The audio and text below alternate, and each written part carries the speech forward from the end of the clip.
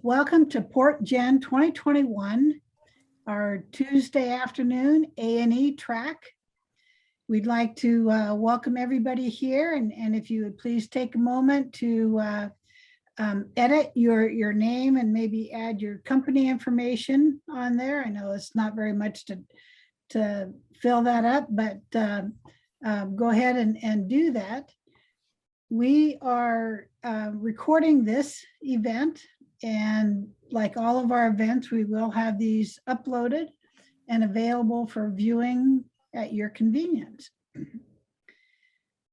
So today, we would like to recognize Port of Seattle, and we have Tina Boyd here from Port of Seattle. And Tina, if you'd like to say a few words. Sure. Welcome everybody, and we are winding down. I hope you are learning a lot. I know I'm sure I'm learning a lot. The speakers have been fabulous. I'm giving you all homework. I know you didn't think you were going to get homework, but I would like to get a testimonial, a very short testimonial.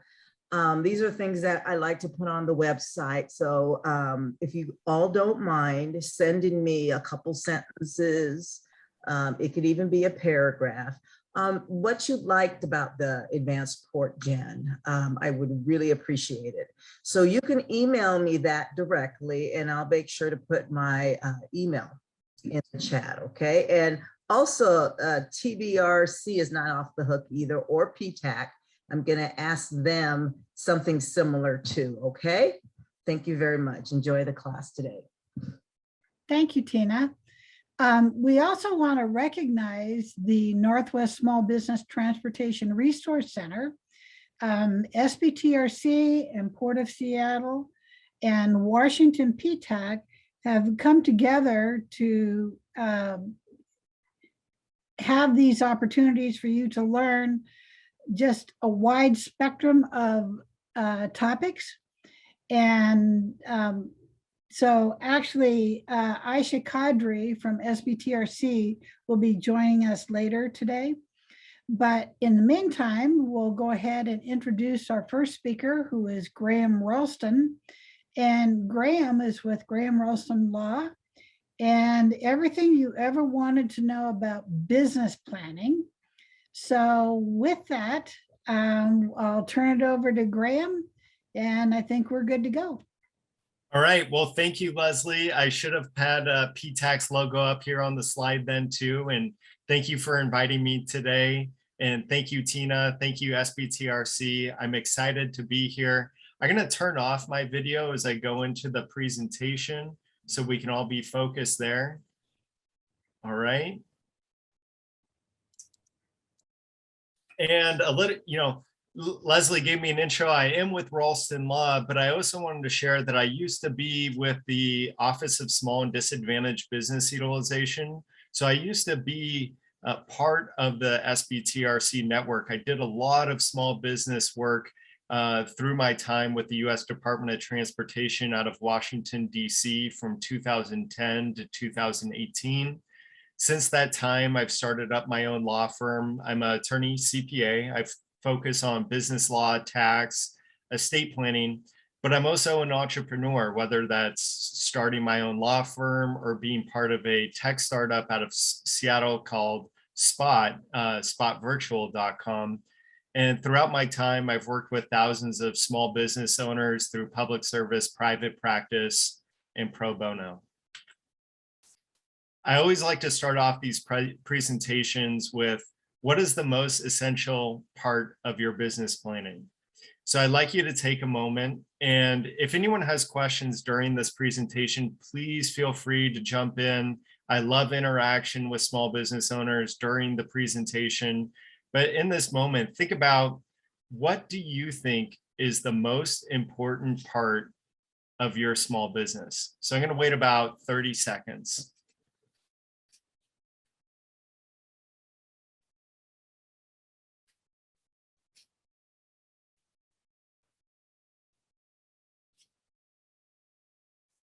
typically for responses, we see, sales, HR, finance, revenue, marketing. And what I want everyone to be thinking about is the most important part of their small business is you, the individual, that everything with your business begins with you. That without you, there is no HR, there is no finance, there is no business development, that you are central to everything and everyone that's working within your business. This means that you can't expect to have poor habits in your personal life, not great organization or structure in what you do day to day, and then all of a sudden have completely different habits with you as an entrepreneur or as a small business owner.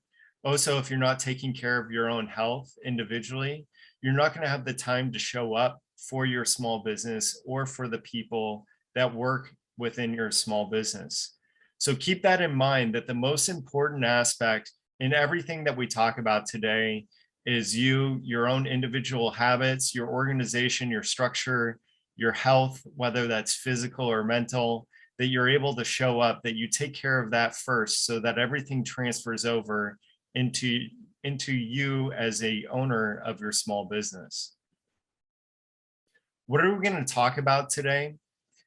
Most small business owners encounter legal issues that come up with employment issues. We're going to talk a little bit about corporate entity selection, tax implications for the entity, licensing, intellectual property, customers and contract issues. And then last but not least, COVID, because there are some updates with what you need to know as a small business in these times of COVID mandates. So first, employment law essentials for small business owners. Golden rule here, and first and foremost, when we talked about you being the most important part of your small business, well, when it comes to employment law issues, the first and most important thing is to treat others the same way that you wish to be treated.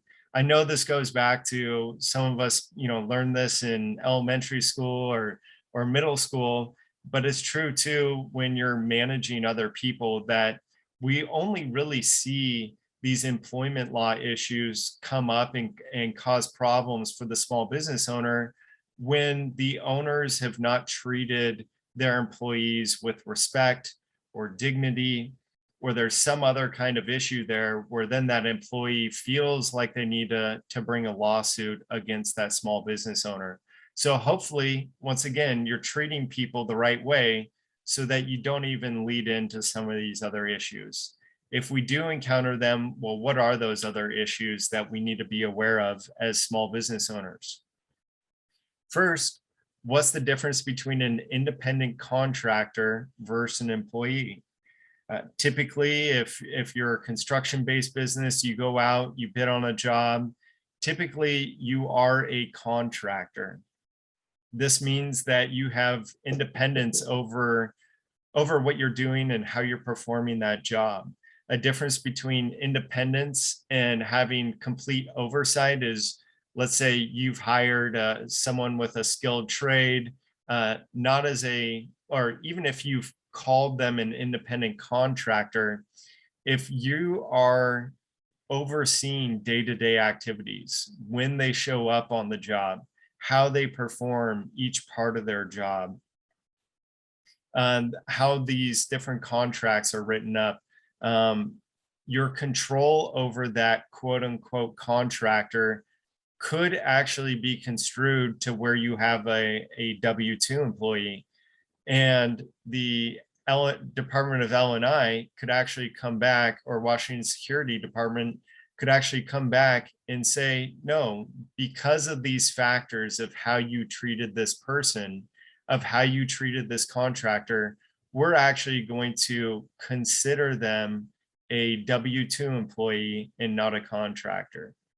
And why does that matter? Well, then that gets into overtime hours, what your obligations are tax-wise to that employee and to the state.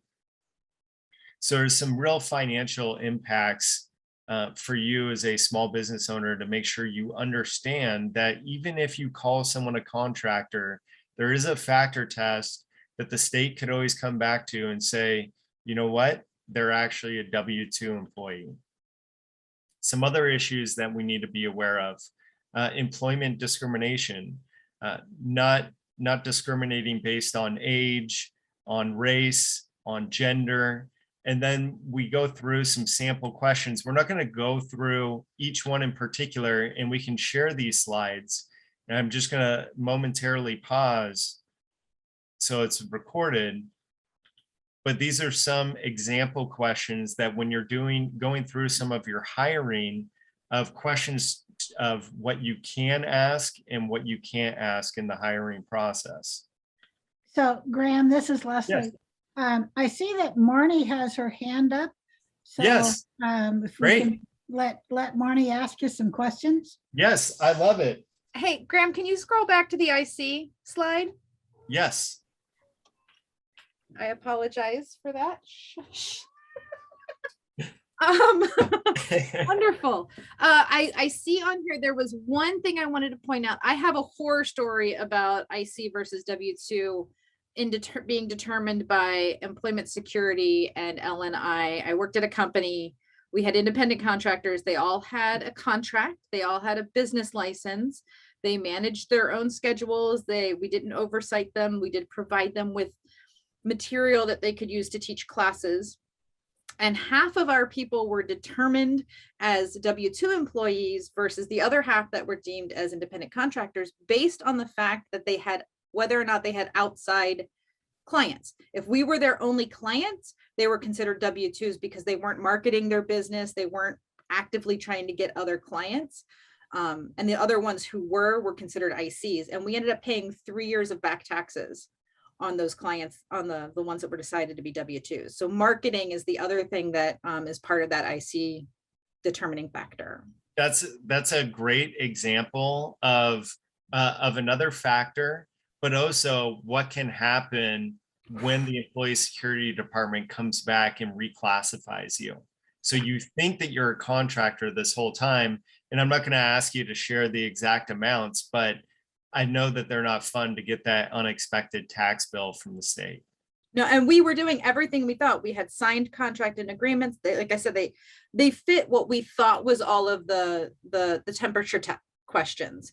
It was those other ones that they threw in their deciding factors that we didn't even know about with our independent contractors. So it changed the way we work with our independent contractors, like encouraging them to go after their own clients. And that was one of the things that we tried to discourage them from when they were teaching our classes, was don't market your classes, to the point where we were like, no, that's okay. You can market your classes during ours so that we can count you as an independent contractor. Sure. Well, thanks. So it was a scary wake-up call for that company. They did their contract with their independent contractors and changed the way they did a lot of things. And I don't remember the exact amount, but it was not a fun amount to all of a sudden have to pay these W-2 employees. Right. Well, thank you very much for that example. It's great and a warning sign for others to make sure that they're aware of this issue. So we'll go ahead and jump back. And I had briefly mentioned in that slide back there about being aware of overtime. There's also a bold alert here at the bottom that what happens if you thought someone was a contractor and now you have to pay overtime as a W-2, 1.5 times, right? So if you thought that person was a contractor and they were working 60 hours a week at a flat rate, well, all of a sudden too, not only do you have potential back taxes, but you also might have back payments in overtime. And if this turned into a lawsuit, you could also get faced with treble damages, meaning 3 times the amount. You might be responsible for attorney's fees. This is why we go back to, I'm going to hit that point again. The start of this employment section was treat other people the same way that you wish to be treated, treating people with respect and dignity.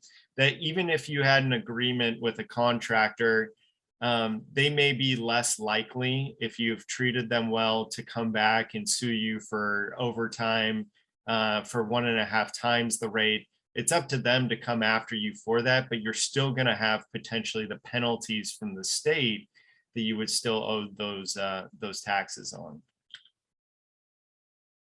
What else do you need to do in all these employment issues? You need to make sure that you've got great record keeping, everything with your company, your federal IRS I-Form I-9, your W-4s, need to maintain all of your payments to your employees. A lot of, I'm not encouraging a lot of small businesses to do their own bookkeeping these days. There's so many tools available where you can streamline your payment processes to your employees or even your contractors and have all of these documents saved in a single location.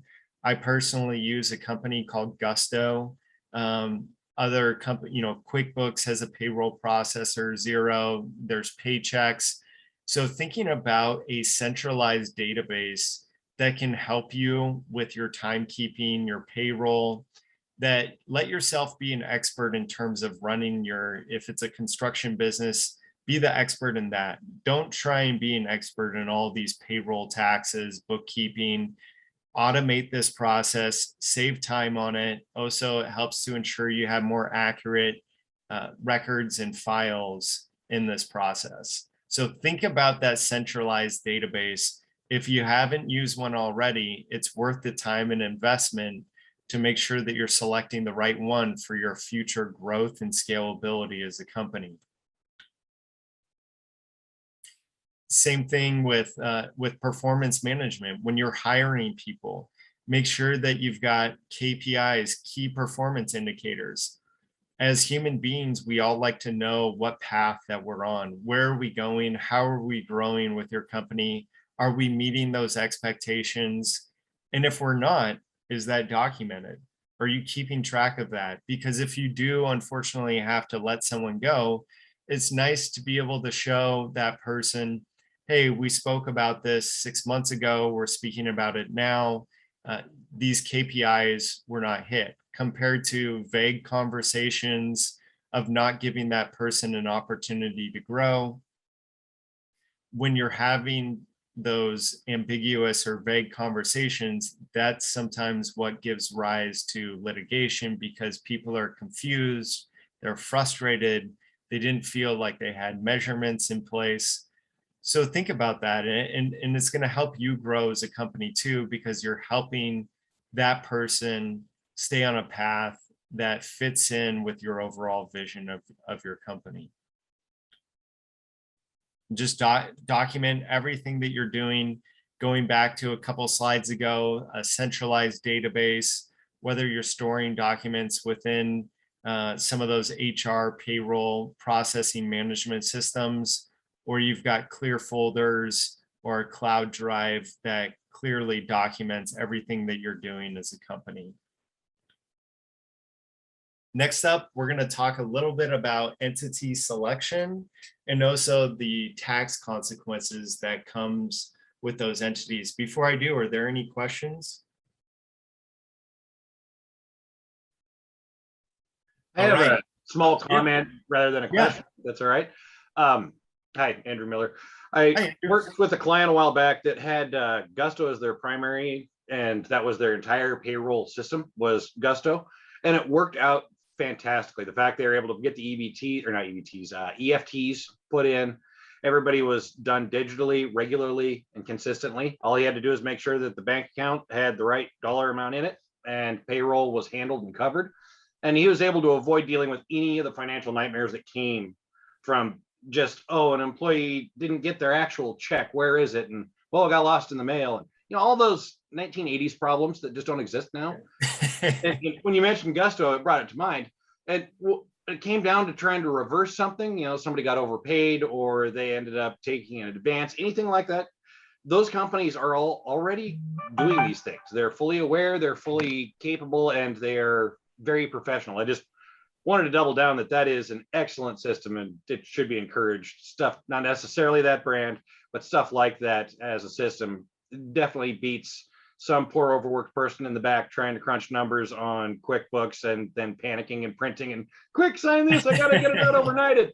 You know, it's just, it was a big win for us. Yes. I think you bring up a great point in that efficiency, the person in the back that's panicking, that there's less cause for error when you use a streamlined system like one of these online platforms for payroll processing.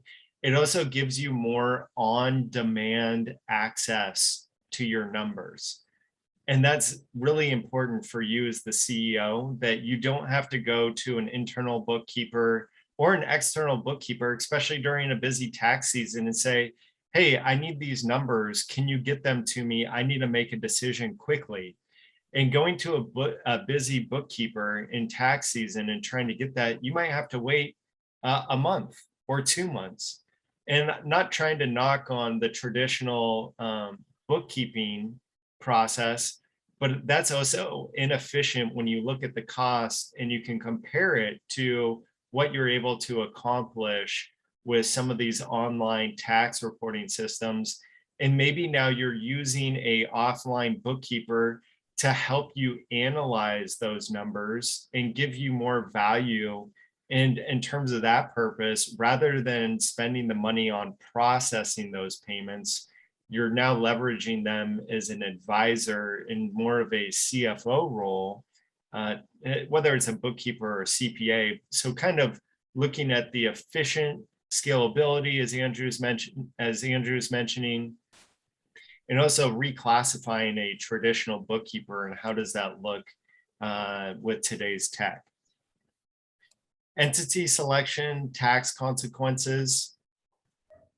So when you're deciding to maybe you already have your business in operation, and these next slides will cover that, but also maybe you're in the process of starting your business. So are you forming this alone? Will you have partners? If you have partners, how many partners will you have? Will any of those parties be non-US citizens? How will management responsibilities be shared? Are you going to be a passive investor, or are you going to be actively engaged within the business? Do you plan on hiring employees? And will the business operate outside the state of Washington? Other yes. Sorry, it's Marnie. Quick Hi, question. Marnie.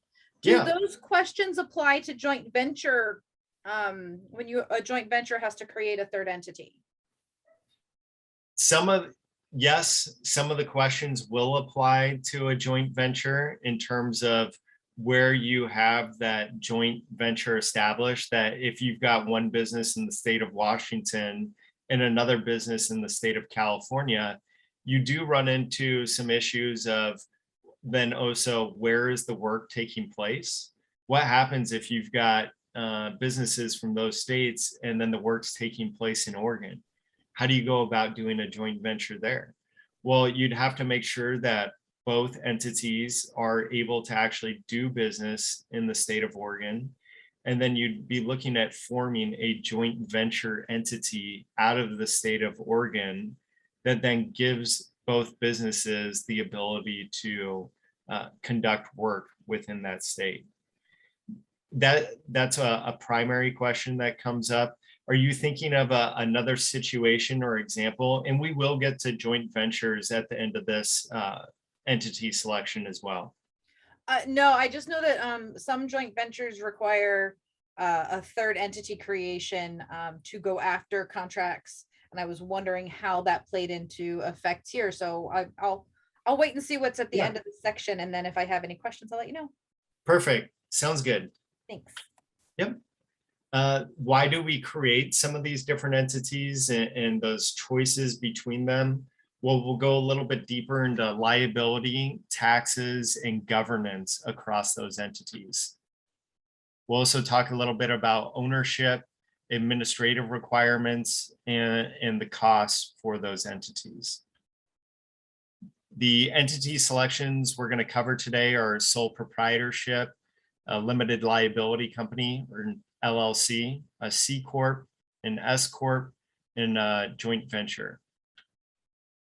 So sole proprietorship. If you don't go through and make any kind of entity selection, this is your default. You're by default, you start selling water out of out of coolers down at a sports event. You're a sole proprietorship. Now, technically, you're still supposed to get licensed with the state of Washington.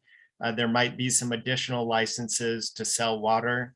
I don't know. I've never worked with a water company yet, but the state does have licenses for all kinds of businesses, and you should make sure that you're checking the State Department of Revenue website for any additional licenses that you need, but also reporting your taxes back through the state. And you can also get a separate employee identification number with the IRS. It's free to register, whether it's with a sole prop or any of these other entities. An EIN, once again, is free to register with the IRS. So if you go and Google IRS EIN register, do not pay for an EIN registration. There's a bunch of different ad sites that are up. Make sure you're looking at a .irs.gov website, because it'll be free for you to register. So Graham, this is Yes. Leslie. Yeah. Speaking of horror stories,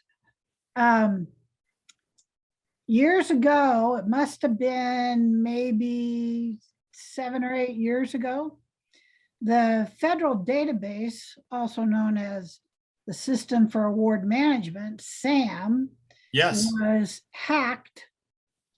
And the scariest thing about that is that the problem were all the sole props that were there with their social security number on record. Mm-hmm. And, so we as PTAX, we beat the drum about the IRS online, federal tax ID number process, takes minutes, costs no money. But, before the System for Award Management got its act together, this was a horrific thing that happened to small businesses. And I don't know, maybe it was 7, 8 years ago. Maybe Marnie remembers, but it was a hideous experience for small businesses. So when you're beating the drum, you're always encouraging those business owners to get a separate EIN for their sole prop, more in terms of data protection than, or privacy concerns for that individual. Yes. Is that correct? Yes. Yep. Okay. Yeah. It is tricky though, because the IRS site, I have one client who refuses to get an EIN and is using her social security number, no matter how much I push her. But the IRS site, the language there, she won't, because the language there discourages her from getting it as a sole prop. And we've had this discussion and I've encouraged her, but yes, every single sole prop, I tell them get an EIN. It's a separation between you and your company. At the very minimum, it keeps your social security number private. Yeah, I think those are great factors that should push, and I agree with your recommendation that anyone considering or anyone that's running a business should be getting a separate EIN for the privacy concerns, but also it just helps you categorically organize things a little bit better in your mind to say, oh, this is my business, this is my EIN. I'm going to try and make sure I keep better records of separating, whether it's a bank account or any other financials or business registrations, that you're using that separate EIN rather than your personal. Because whether it's sam.gov or another website that asks you for your business EIN, now you're not giving out your social and you're giving out something that has less attachment to you personally. So great points from the both of you. Thank you. Now, what if you want some liability protection for your business? Let's say you're not selling bottled water, but let's say you're selling food, you've got a food truck, or you're a construction company, your liability increases. Even if you're selling water, if you have enough money coming in, or if you have enough personal assets, and that's actually the larger thing here, is that whatever you do as a business, as a sole prop, going back a slide, if you have a liability event, meaning someone, that something was wrong with the water that you sold, you're now in that chain of business, they might name you as in the lawsuit. If you own properties worth a few $1,000,000, or you have bank accounts and you've got assets behind your name, even if it's a few $100,000, that person can now sue you personally for everything that you're doing, and you don't have a shield of protection from what you were doing as a business owner. So you are unprotected as a sole prop. Now, you might have insurance as a sole prop who might be able to step in and protect you. But if the liability exceeds that insurance, or your insurance carrier, if you didn't meet the terms of your coverage, you still might be liable. So what's a great way to still make sure that your other assets are protected? Well, you pay a $200 registration fee with the state of Washington. You pay a $60 annual report fee to keep your LLC going. And all of a sudden, if you've sold food and it gave someone food poisoning, if you didn't have insurance and you get sued, well, the most that you could lose are the assets that are within your LLC. That means if you own, your home, if you have other bank accounts, that the person that's injured through your work activities cannot go after now your personal assets.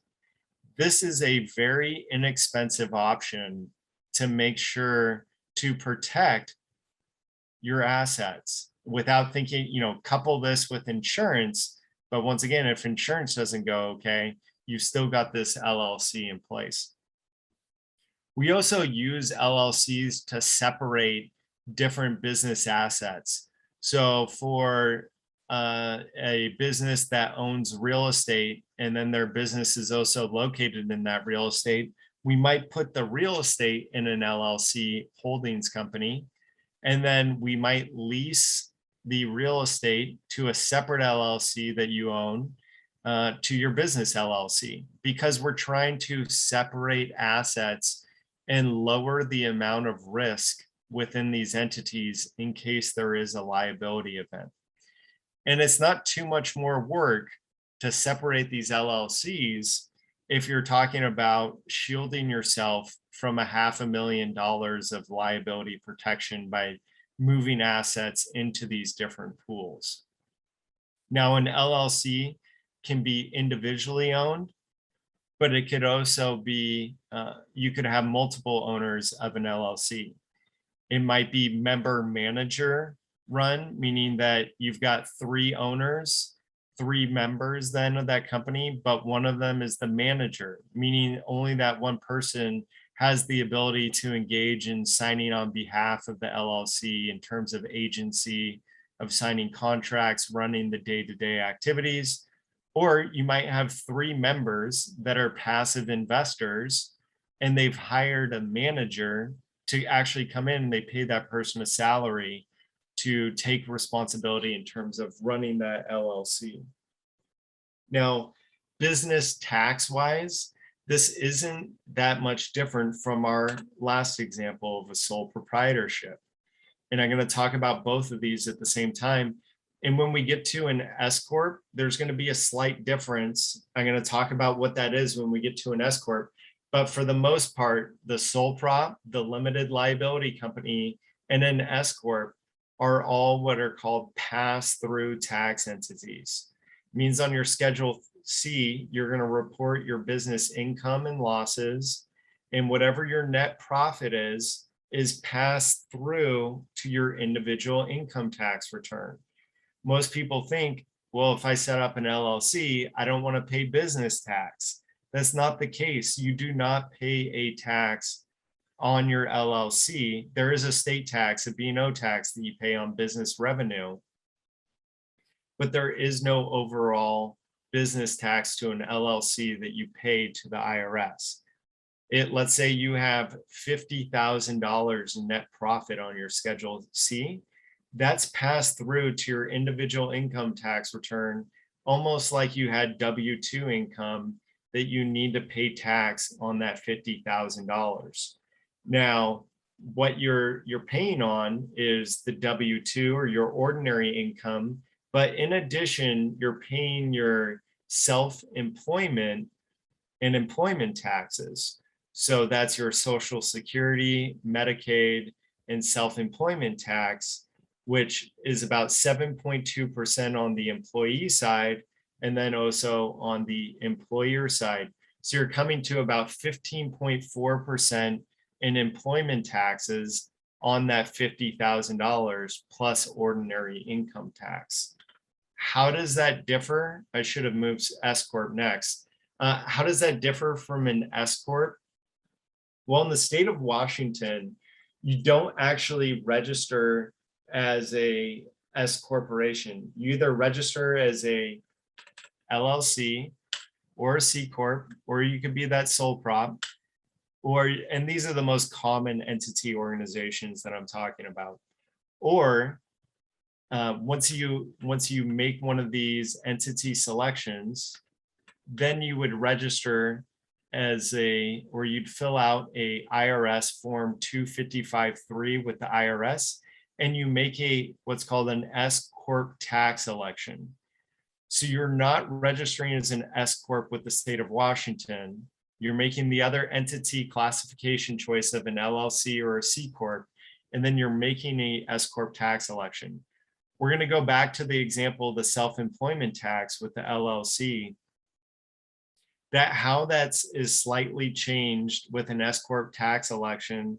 Yes, you're still pass through, but what happens, and here's an example of a salary with an LLC that, let's say you have a $200,000 profit as an LLC with a SCorp tax election, but you've paid yourself as an owner. And in this example, you're the only owner, you're the only person involved in the business.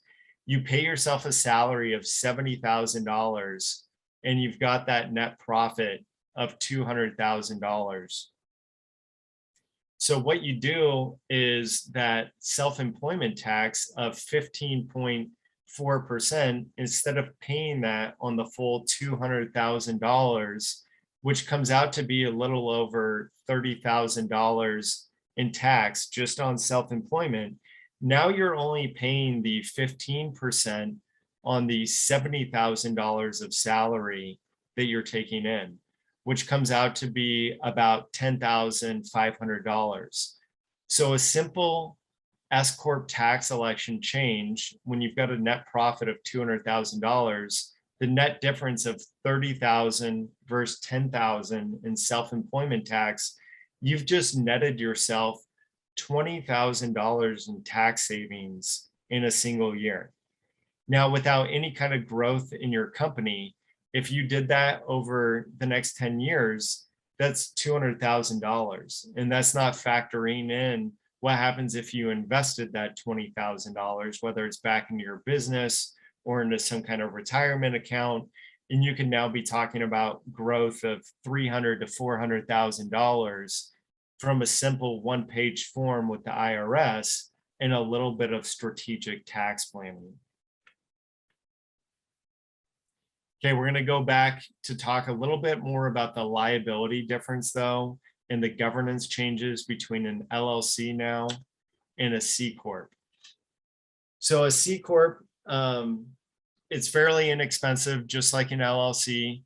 And an LLC uses an operating agreement. With a C Corp, you're going to use a shareholder agreement and bylaws for your board of directors, and you're going to issue stock for your shareholders of your corporation. Why would you want to use a C Corp versus an LLC? Well, tax-wise, once you have a profit of about $350,000, there are some businesses where right now it may make sense for them to be taxed as a C Corp, meaning your entity itself pays a tax.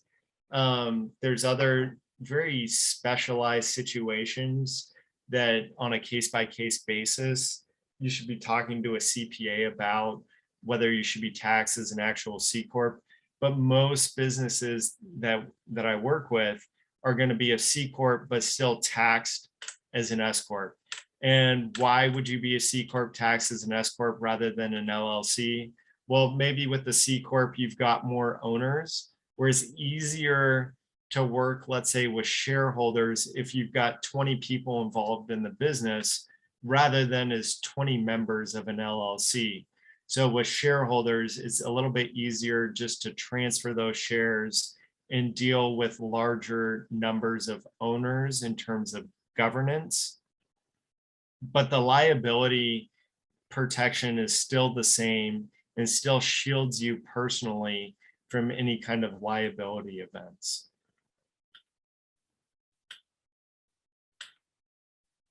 All right, and last but not least is joint ventures.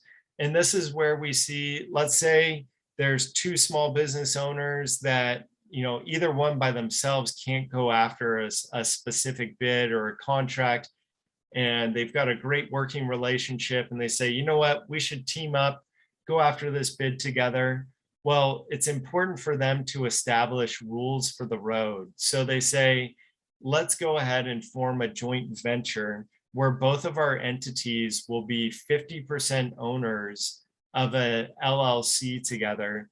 And then we're going to create an operating agreement where both of our entities, and it doesn't have to be 50-50. You could have a joint venture that's 60-40, 70-30 of who's going to contribute what and how the proportionate share of resources, but then also the proportionate share of profits are going to be distributed. Maybe you're going to have a joint venture where someone is 80% owner and the other person's 20, so they have a much smaller share in that joint venture. I think it's critical in any joint venture arrangement that you have a operating agreement that details each person's role, responsibility, and also what happens if they don't live up to that role or responsibility. Who's going to be faced with the penalty? Who's going to receive certain resources? When our timeline is going to be met? That it's absolutely critical to have everything written out. And a lot of times where we see issues with jobs not going correctly, where there's been a joint venture, is because things have not been organized correctly, or there's not a proper organization operating agreement from the inception of going after some of these jobs. Are there any questions? I know we had one earlier, but is there anything that we should cover specifically with joint ventures here? Graham, this is Leslie. In regards to joint ventures and government contracting at, maybe both the state and federal level, the percentage of ownership sometimes will drive the type of contracts that they're looking at.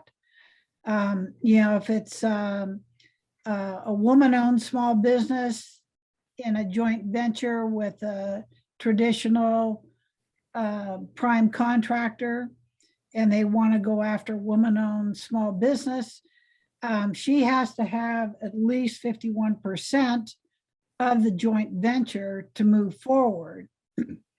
And that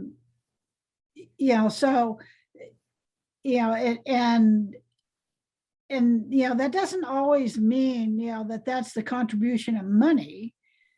Sometimes it means that it is managerial or personnel or administrative type things that they do. So can you go into that a little bit more? Sure, that's an excellent point. So not only is there the benefit or thinking about different classifications that could help someone leverage a contracting vehicle. So this is the upside that we're going to talk about here, which is if you're thinking about a women-owned business, minority-owned, veteran-owned business, thinking about ownership of if it's above 50%, that it can help you win certain contracts. And as Leslie mentioned, that doesn't mean that, if you're a smaller 2 or 3 person firm and you're joint venturing with a large company that's got 100 people, you can still be 51% owner with 3 people if you're managing 51% of that job, if that's your main role within that contract. What you want to make sure that you're avoiding or not, getting into a pitfall of is going into a joint venture and just being a prop up or a pass through where you can really get yourself in trouble, whether civilly or potentially criminally, if you're just trying to set up a pass through for people to win a job and you're not actually performing that work on the job. So I do want to provide some words of caution. And this is for people that are not entering into these arrangements in good faith.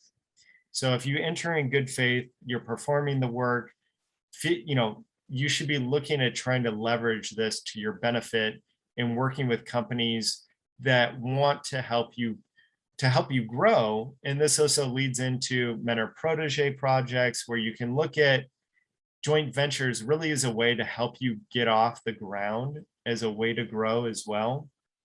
It's not just about winning that initial contract. It's now you've got a performance history. Now you've got maybe a mentor that as you establish these successful relationships and perform on jobs, it's also then about winning other contracts with that mentor that you just performed work with, that this is a really, really valuable way for you to leverage growth in your business and to be creative in looking with partners to go after contracts and jobs that you may not traditionally go after because you may not have the exact expertise, but you bring something else to the table that's going to help you grow in that arena. Leslie, did that cover maybe some of what you were going after? Or did you have something else in mind, maybe that I should focus on with the joint venture? No, actually, that was very comprehensive. Thank you. Yes, great. I have a comment, Graham. Yes. In regards to the LLC and the multiple LLC formation in order to separate assets. Yes. When it comes to certifications, can you speak to affiliation and how that might affect? Could you give me when you say affiliation, I know that could be used in a few different ways. So for example, the SBA certifications, if you are a percentage owner in multiple companies, those companies could be considered affiliated for size purposes. Yes. Okay. Thank you. I follow you now. So, okay.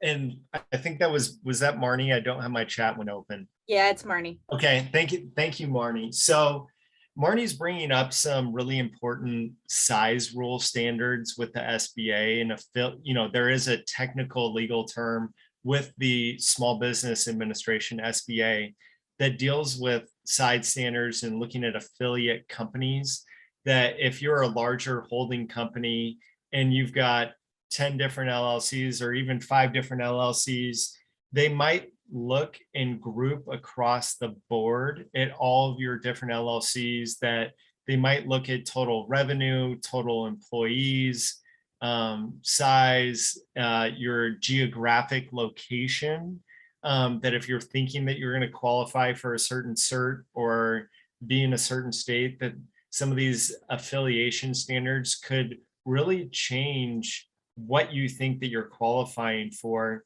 And you should be proactively exploring and working with the SBA to make sure that you fall within the standards that you think you do. You don't want to win a contract, think that you're taking it, in good faith, winning some of these jobs, and then come to find out at the end of the day that, hey, if you really did group all of your LLC work together or some of these other entities that you own, that you would actually be disqualified from some of these jobs and have to, pay some kind of civil penalty or find yourself potentially suspended or disbarred, which are also remedies that the SBA can take, that if, whether it's a violation of this joint venture or a size standard, that the SBA has the ability to suspend you or completely disbar you from winning any other future federal jobs.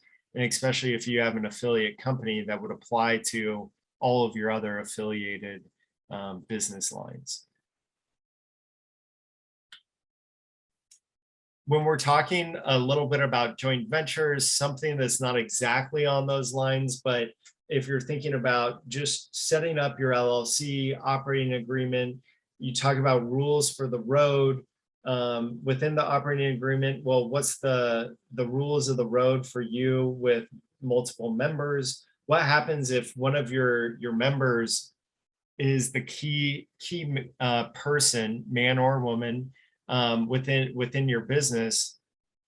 That what's the remedy, or what's a proactive way to address what would happen in that business if that person for some reason passed away or became disabled and they were no longer able to perform work within that business? Well, you look at maybe it's using a buy-sell agreement where you have either key man life insurance, another form of life insurance, or disability insurance, that typically if there was 3 owners and one of those owners had a spouse, well, how does that spouse recover that percentage of ownership in that business? Well, if the business was worth $1 million, most small businesses don't have $300,000 sitting around to make a payment to the spouse. So you would use a buy-sell agreement and some form of insurance to fund that agreement to make sure that if there was any kind of exit, that you've got sufficient funds to cover a unexpected situation within that business. Some important takeaways with entity selection is talk to your accountant. You don't need to necessarily have a bookkeeper. Look at that. Look at using a payroll processor.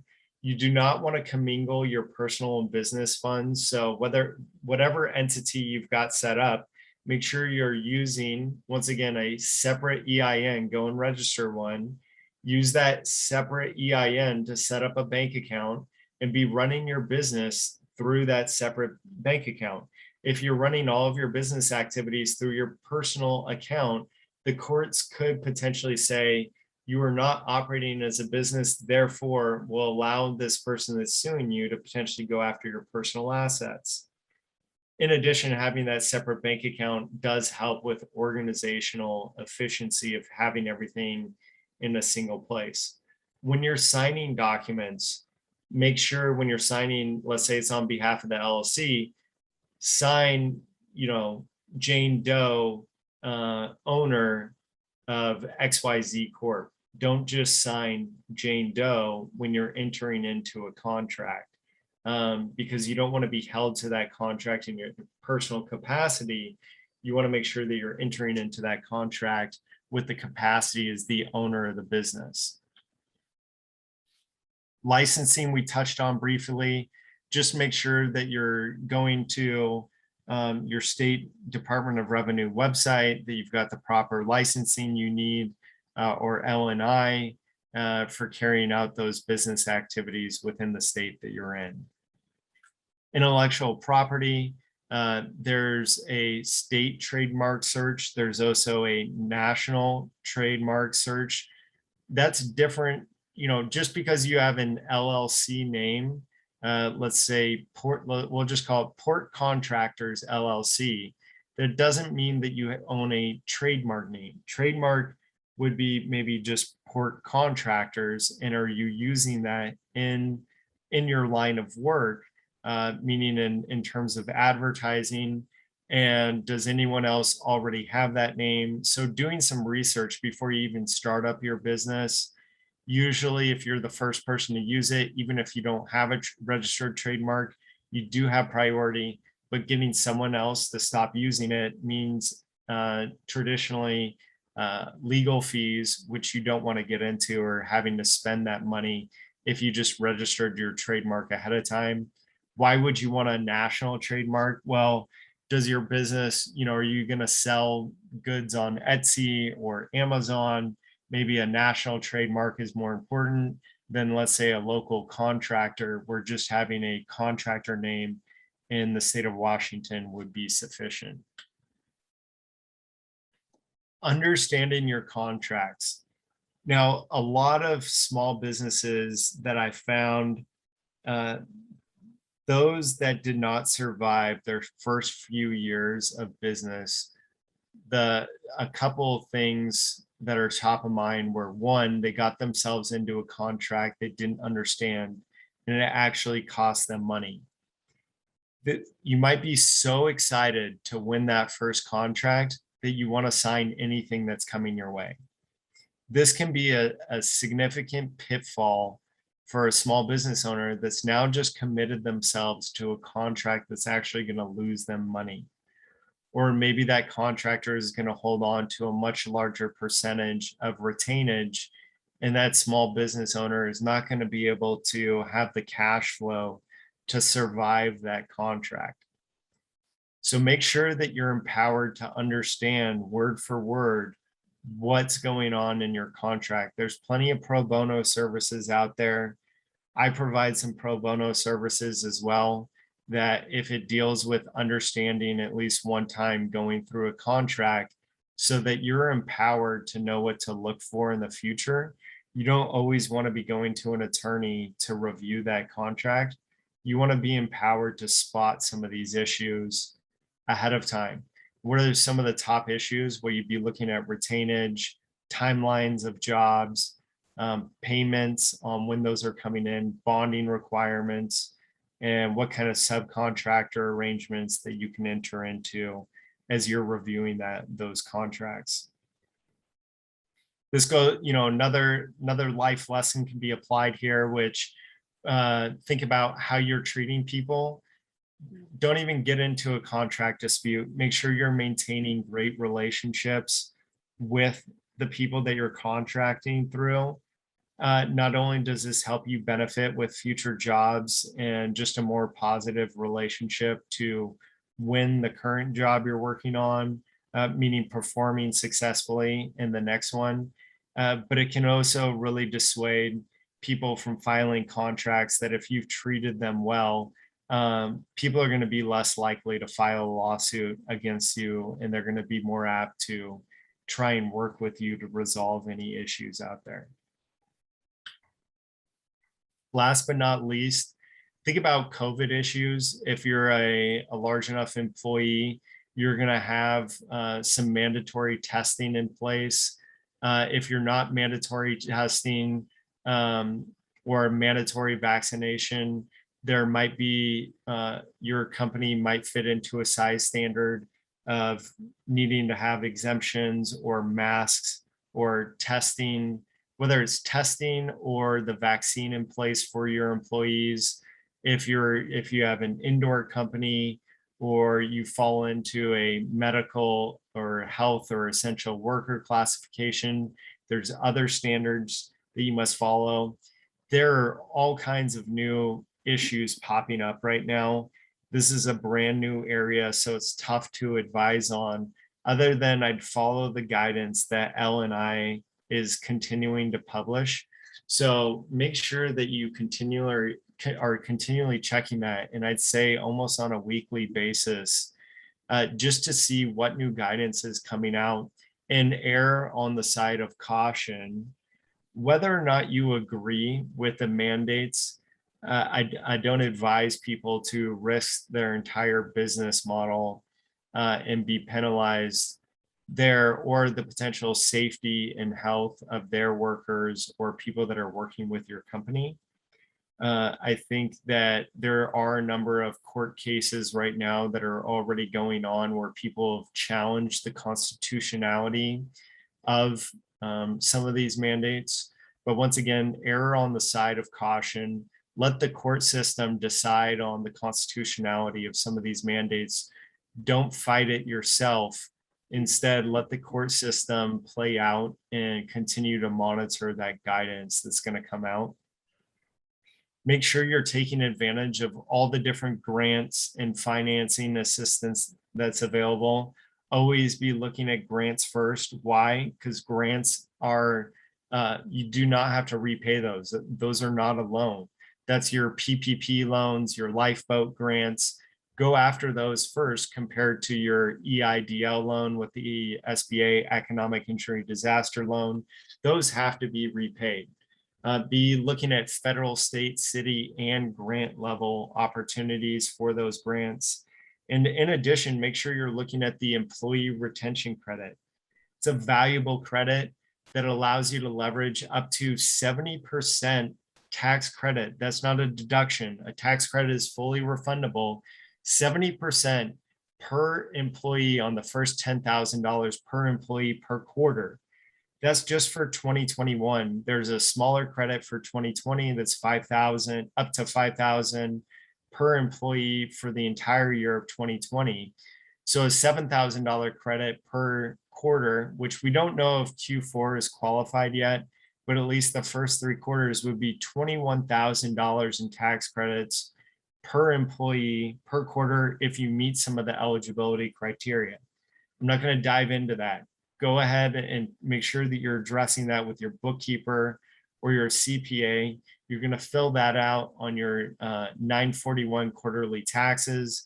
You can still do a retroactive amendment on those. We mentioned Gusto before, an online servicing platform. A lot of those companies have those amendment processing available on their website. This is serious cash. If you've got 10 employees all earning at least 10,000 a quarter, you can leverage then $210,000 as a tax credit. You can still leverage both the PPP and the ERC.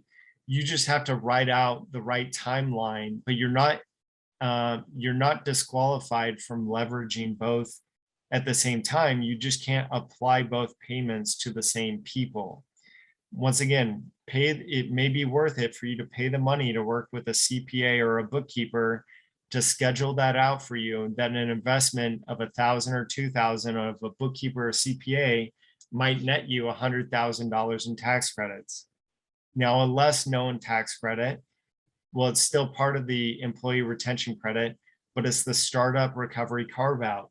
So if you're a small business owner that started up after February 2020, you don't have to meet any of the other eligibility criteria with the typical ERC. You just have to have less than $1 million in gross revenue, and the 70% tax credit on the first 10,000 per employee is available for Q3 and Q4 of 2021 to take advantage of, but you cap out at a max credit, total credits of $50,000 for each quarter. So it's something to be, yes? This is Leslie. Did you say February of 2020? Yes, if you're a new business after February of 2020, that's just specific for the startup recovery portion of the carve out. That's not for the overall employee retention credit. So what I see here is a gap in additional resources for small companies that started after February of 2019 and before February of 2020. Well, if you started after February 2019, you could still be eligible for the typical employee retention credit. Okay.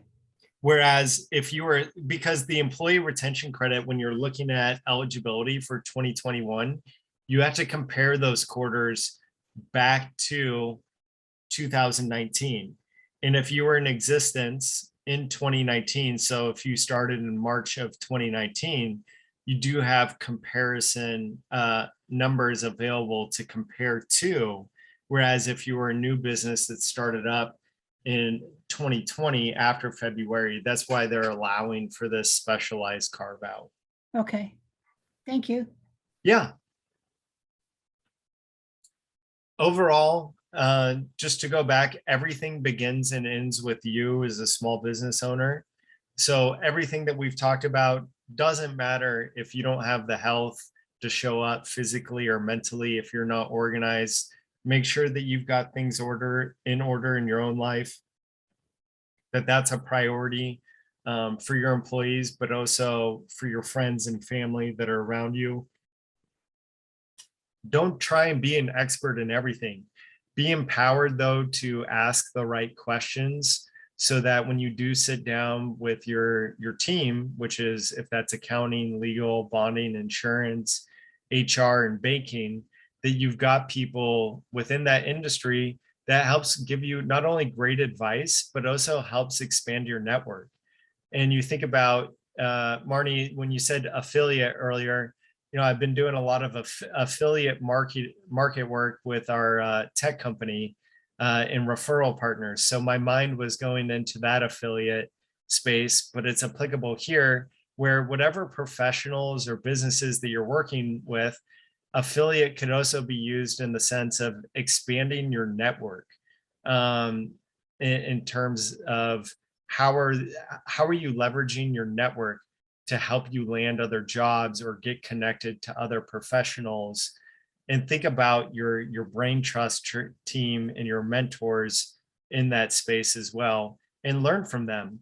They may have other documents, organizational papers that are already put together, HR policies for employees. Don't try and write up everything on your own. Ask someone that might be willing to share all those documents with you. Say, hey, I'm a new small business owner. Can I just work off of what you've already developed and go from there and implement it into your own business? Please feel free to reach out. PTAC, SBTRC has my info. This is recorded, so we can always get a pro bono meeting set up. I'm happy to do a consultation specifically for those that have attended this conference. I'm passionate about this space. I spent 8 years in public service, and I love helping small businesses grow. It's a passion of mine. So thank you again for allowing me to participate here with everyone today, and best of luck to everyone. Take care. Well, thank you, Graham. That was a really great presentation. I do have a couple comments or maybe a quick question if you have a minute. Yes. Yep. One of the things that is really important for small business is finding the right accountant. And there's a difference between bookkeepers, office managers, accountants, and certified accountants. And a certified accountant is required to have 120 hours of continuing professional education over a 4-year term in order to maintain their licensing. And that could be a CIA, a CMA, a ABA, CMP. I mean, any of those types of certifications have mandated educational requirements. Whereas if your small business has, Billy Bob's sister, doing the bookkeeping, she won't necessarily have the up-to-date information on all of these new resources that have come down the road in the last 2 years. So I couldn't agree more with that statement, that it is important to be interviewing people, looking at their certification, asking them, don't be afraid to say, hey, do you have another client that I could speak to, and ask them what their experience has been with you. And not whether it's being updated on different tax scenarios like we just talked about, because choosing the right accountant could mean the difference. If you're if you've got that 10 employees, this year is $210,000 in tax credits, or being aware of the PPP loans, that I can't tell you how many clients I've come across that say, my CPA didn't share this stuff with me. Well, that CPA in some respects is costing that client hundreds of thousands of dollars that they could be going after. But also, that's why I really like CPAs or any other professional that specializes in your industry, so that they know specifically when they're reviewing your financials, that they do it with a lens to compare it against, let's say it's the construction industry, that they know the standards for that industry, and they can say, hey, what's going on with your margins here?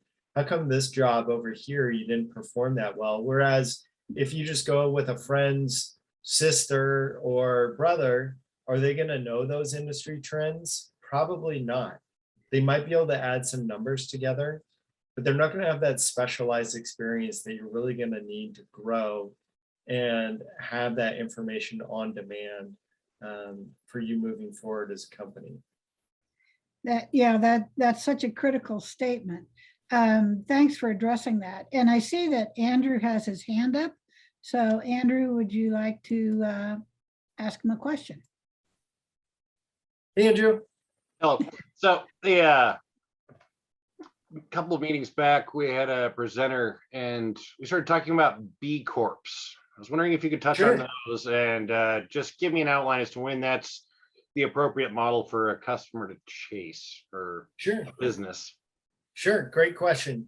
So a B Corp, I'm going to butcher the exact purpose, but a C Corp, to give you a sense, is they're more so focused on maximizing profit for shareholders, right? The owners of the entity. Whereas a B Corp has a different sense or a purpose behind entity formation, which is looking to do better for improving the lives of employees, or not just maximizing profit, but making sure that there's a fundamental purpose of supporting the employees in the community around that corporation. So not just profit with a C Corp, but a B Corp with a greater emphasis on employee support or employee well-being and community well-being.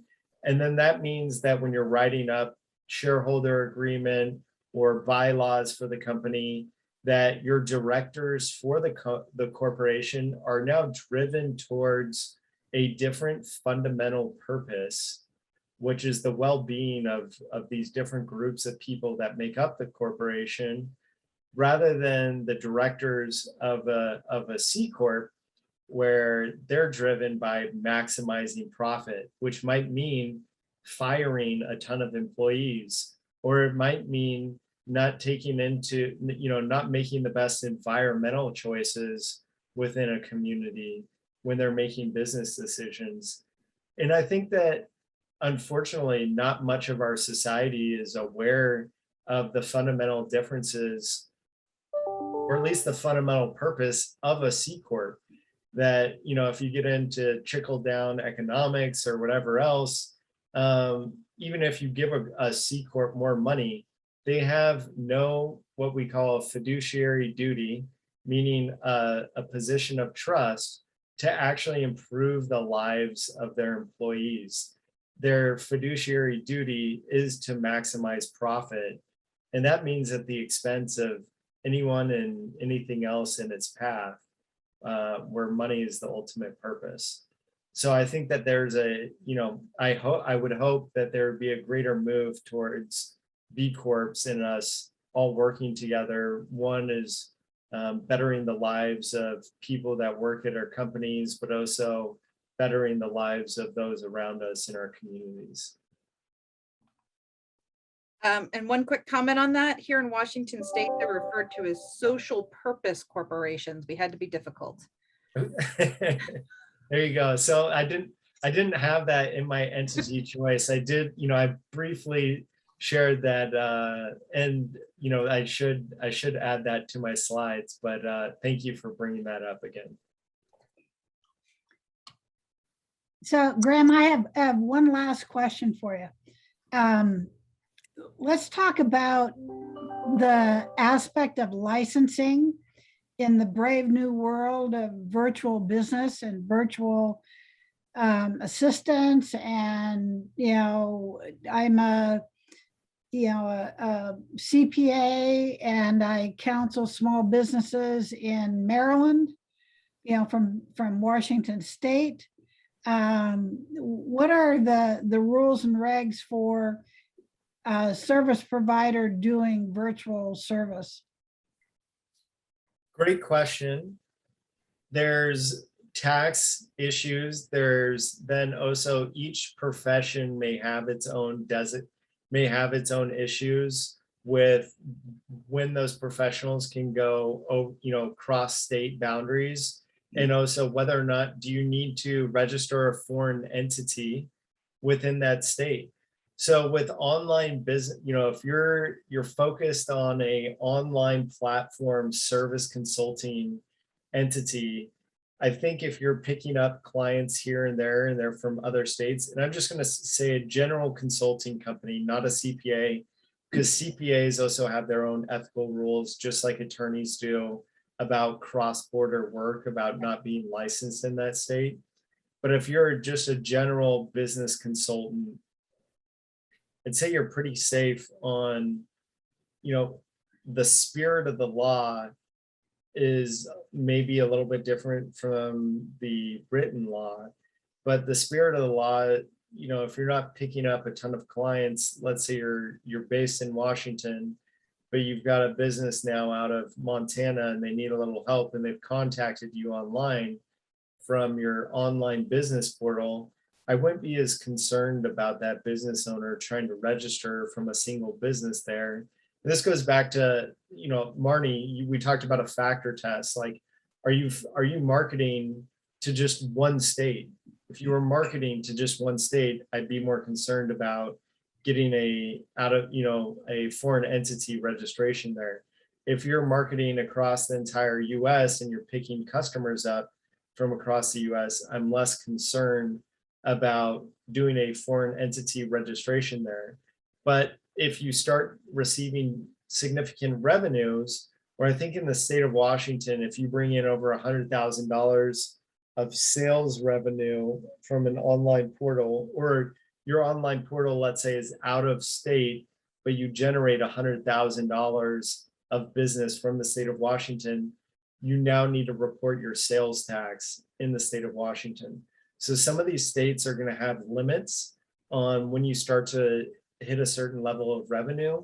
And I would use that also as a guide of, if you hit that level of taxable revenue, you should without a doubt be making sure that your business is registered to do business within that state. Hey, Graham, this is Marnie. I have a couple of other points for that. In my experience that I've had. One is the state of Washington has nexus for sales tax with other states as well.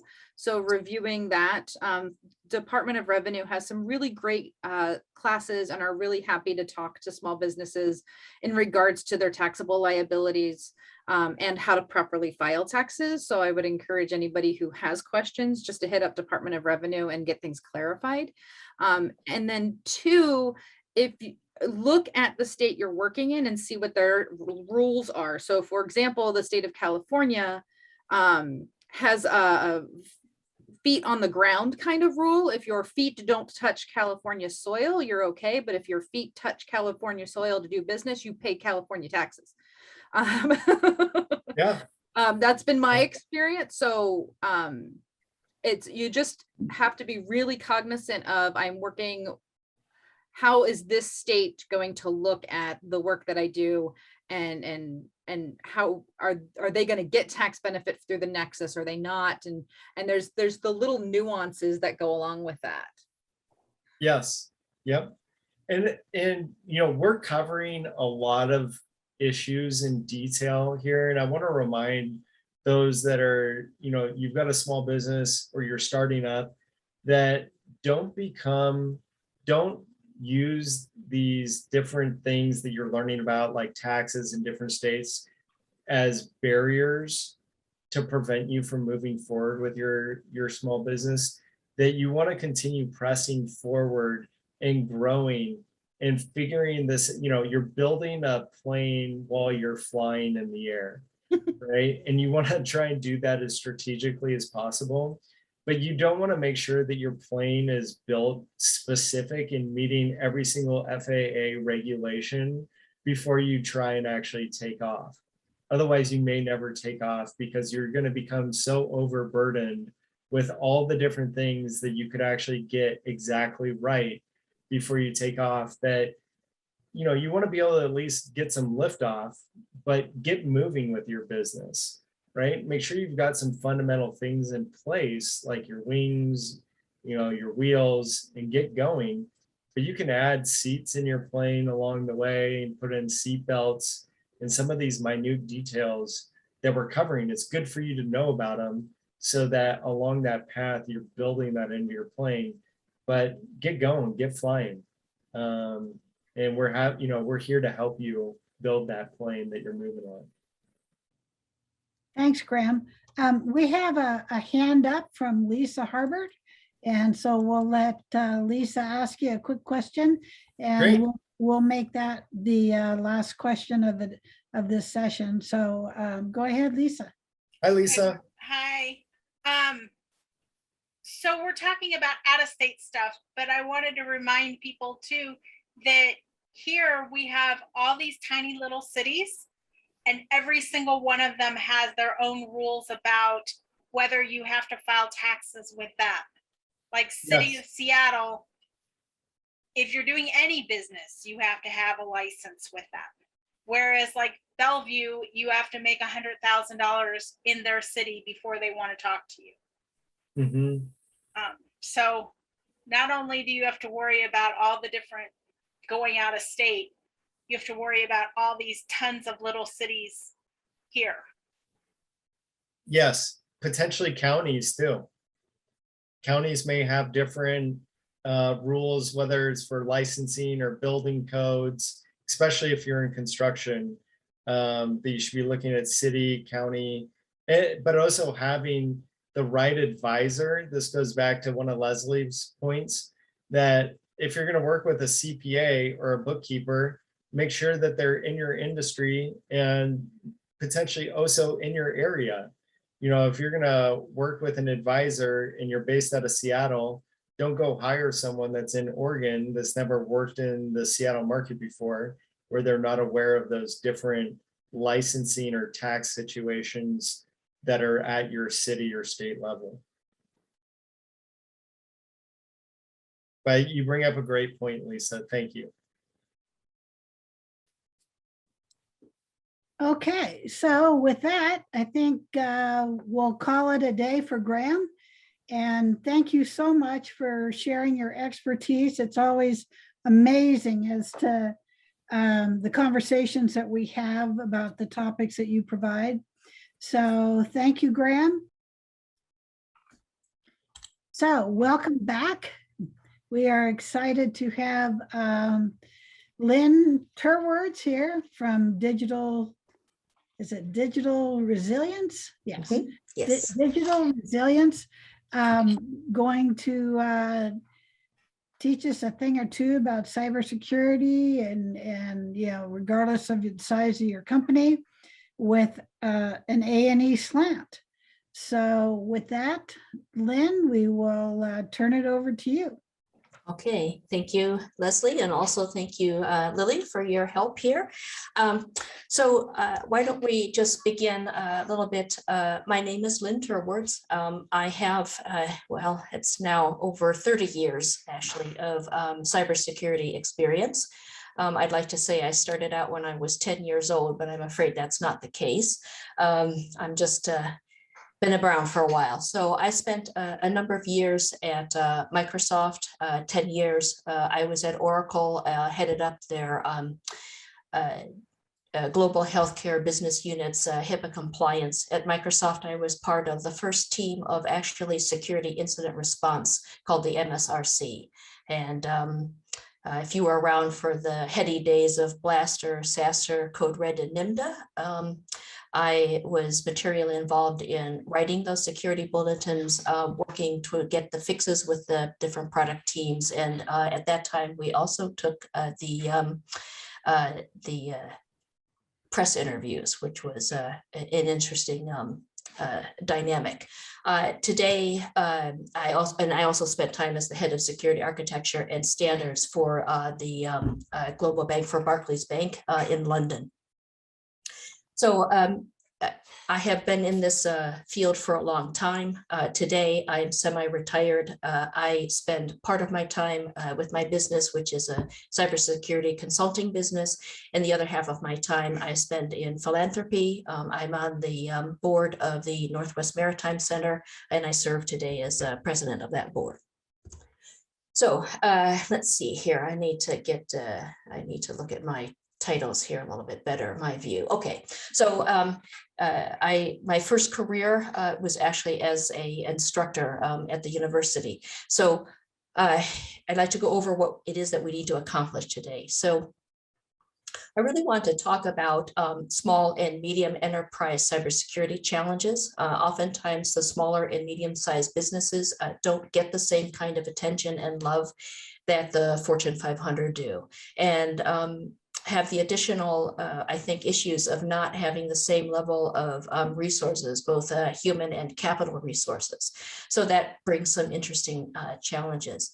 I'd also like to talk about common small and medium-priced enterprise cyber risk today, because you are being targeted in some unique ways, and I think we should talk about that today.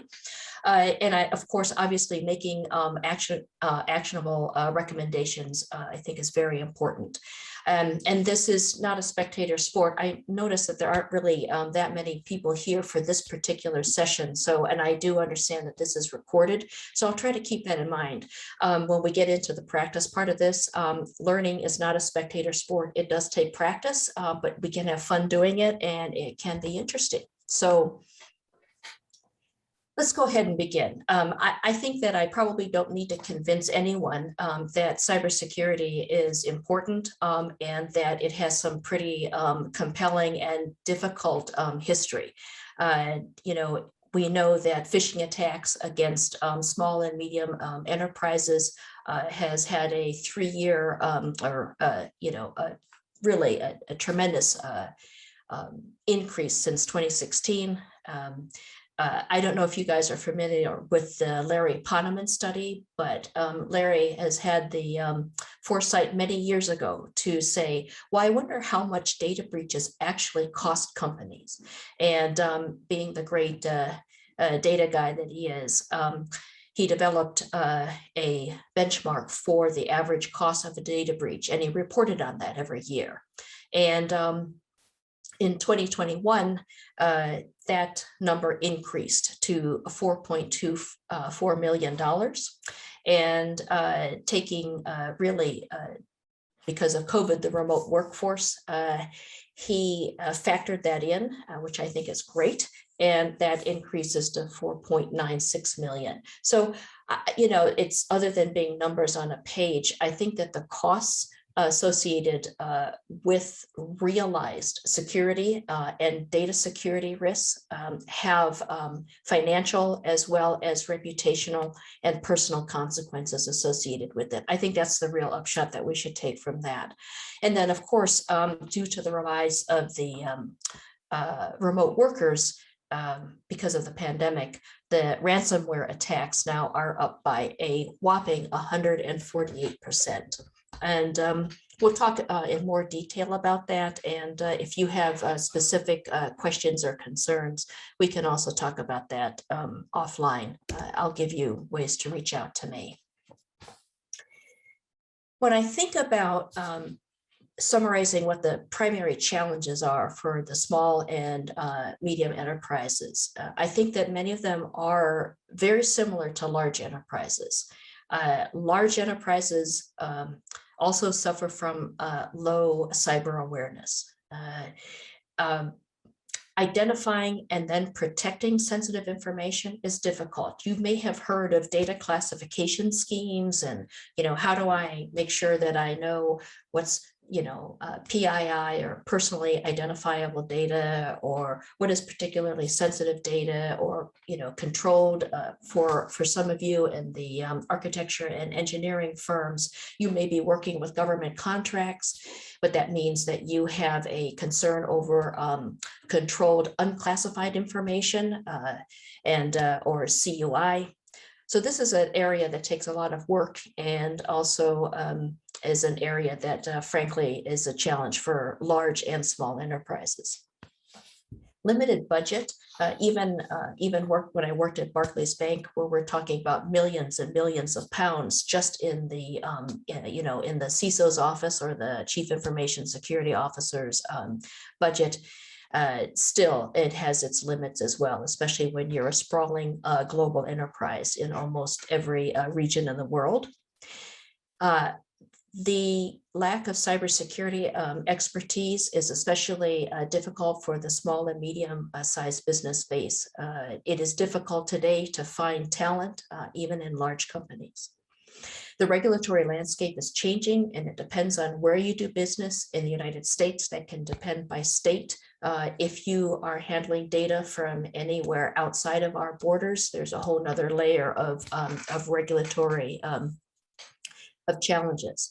Shadow IT and personal devices are the same. I've seen this in every year I've ever been in anything that is remotely IT related since 1989. So shadow IT and personal devices. Shadow IT, I think today could be someone that is running an ad hoc wireless network at the workplace.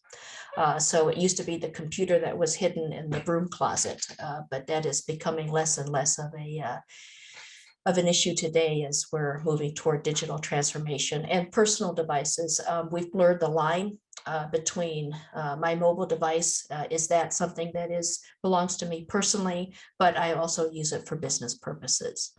And obviously the move toward going online in digital transformation is a challenge. Even large companies, while their PR departments may tell you they're doing a great job of this and they're all in the cloud and everything else, the ugly truth is it's a difficult and sometimes arduous and cyber risky business.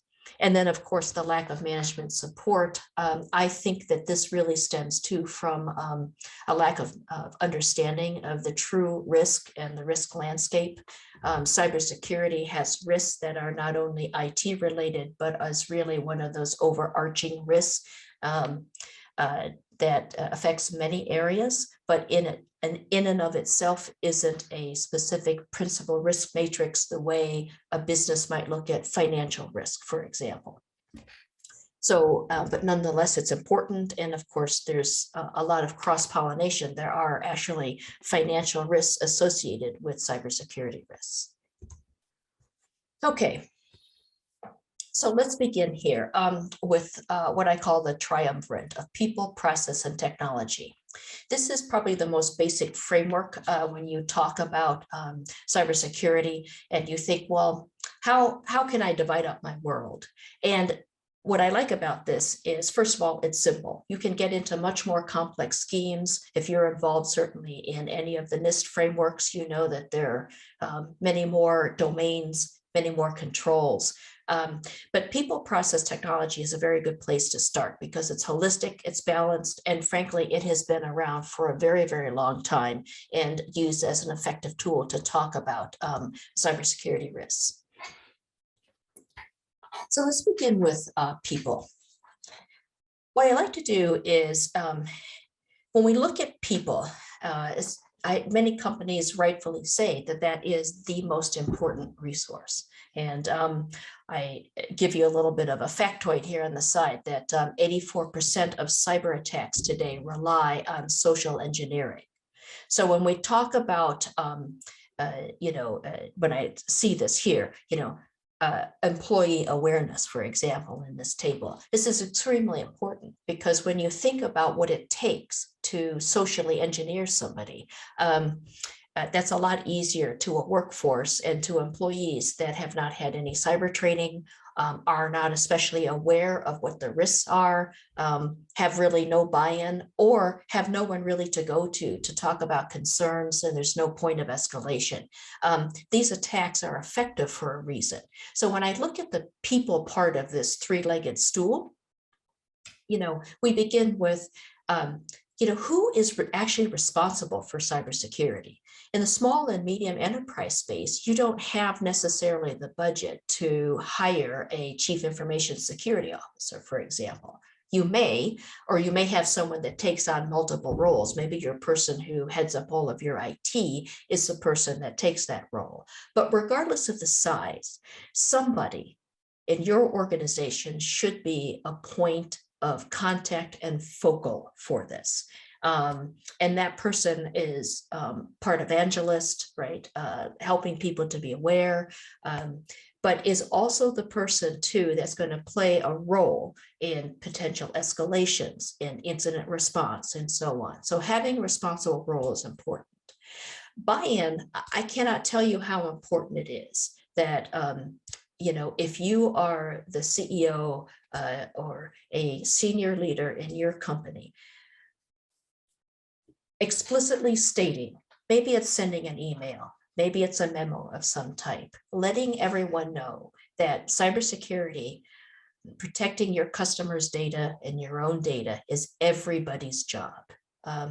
But you have to have the management buy-in for that. So you have to have the organizational will to do it, but also you need to have the support. So they need to know, employees need to know that executive management buys off on the training, the policies that have been put forth, and support overall efforts in this area. Employee awareness, obviously we've talked about, they have to have the ability to say, if somebody tries to social engineer them, right? I got a fax, right, for an invoice and something doesn't look right. They're saying that, that it looks like it comes from Dell and we purchased all these computers, or, it's from some other vendor, but something doesn't feel right. It's important for employees to know that if they feel they're being scammed somehow, that there is a point of contact, or there's maybe even a frequently asked questions, an FAQ they can go to say, well, what do I do? And this is, of course, employees need to be able to be trained about cybersecurity specific incidents and what the landscape looks like these days. I think you've probably done already a job telling people about, malicious emails, because that has been around for some time. But I think having a little bit of a deeper understanding of what those could be. Cybersecurity policies, making sure that you actually have policies on, well, what is the policy about my personal computer that I'm using at home now that I'm working remote, or my mobile phone and my mobile device? If it has applications or connections that come back to the business, those are potential pathways too for malware and attackers and so on. And third-party risk is really important. It's how well do third parties protect your data? So if you have a third-party IT person that's doing the backups for you, is that someone that that has been properly vetted as a vendor, or is that someone who happened to be the cousin of somebody who worked here 5 years ago, and we gave them the business because there was a connection and so on? So you'll know whether or not third parties have been appropriately vetted. And what I'd like to do, and I'm not sure if I think I see some folks here. What I'd like to do is to launch a poll, because in each of these instances, I have the ability to go deeper into any one of the topics, the subtopics in people. So let me see here how that's done. I think I can hit poll, and let me see. And I think I'm going to relaunch this. Okay, so if you would do me the favor, let's go ahead and let me know which one of these topics you'd like to do a deeper dive into.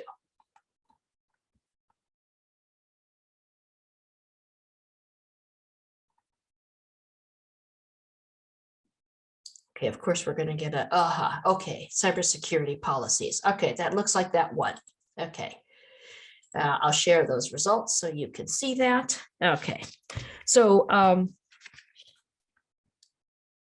and since we're such a small group here, are you okay? Are you comfortable going off of mute and asking me maybe a more specific question around cybersecurity policies? Is anyone? Marnie. Hi, Marnie here. We at PTech have a very unusual situation in which we have a program that houses 15 staff people, and those individual staff members are housed by their host. So We have 7 locations, and we have internal PTAC policies for cybersecurity, but then each host has their internal cybersecurity policies, and they all refer to the federal cybersecurity policies in which we are funded by.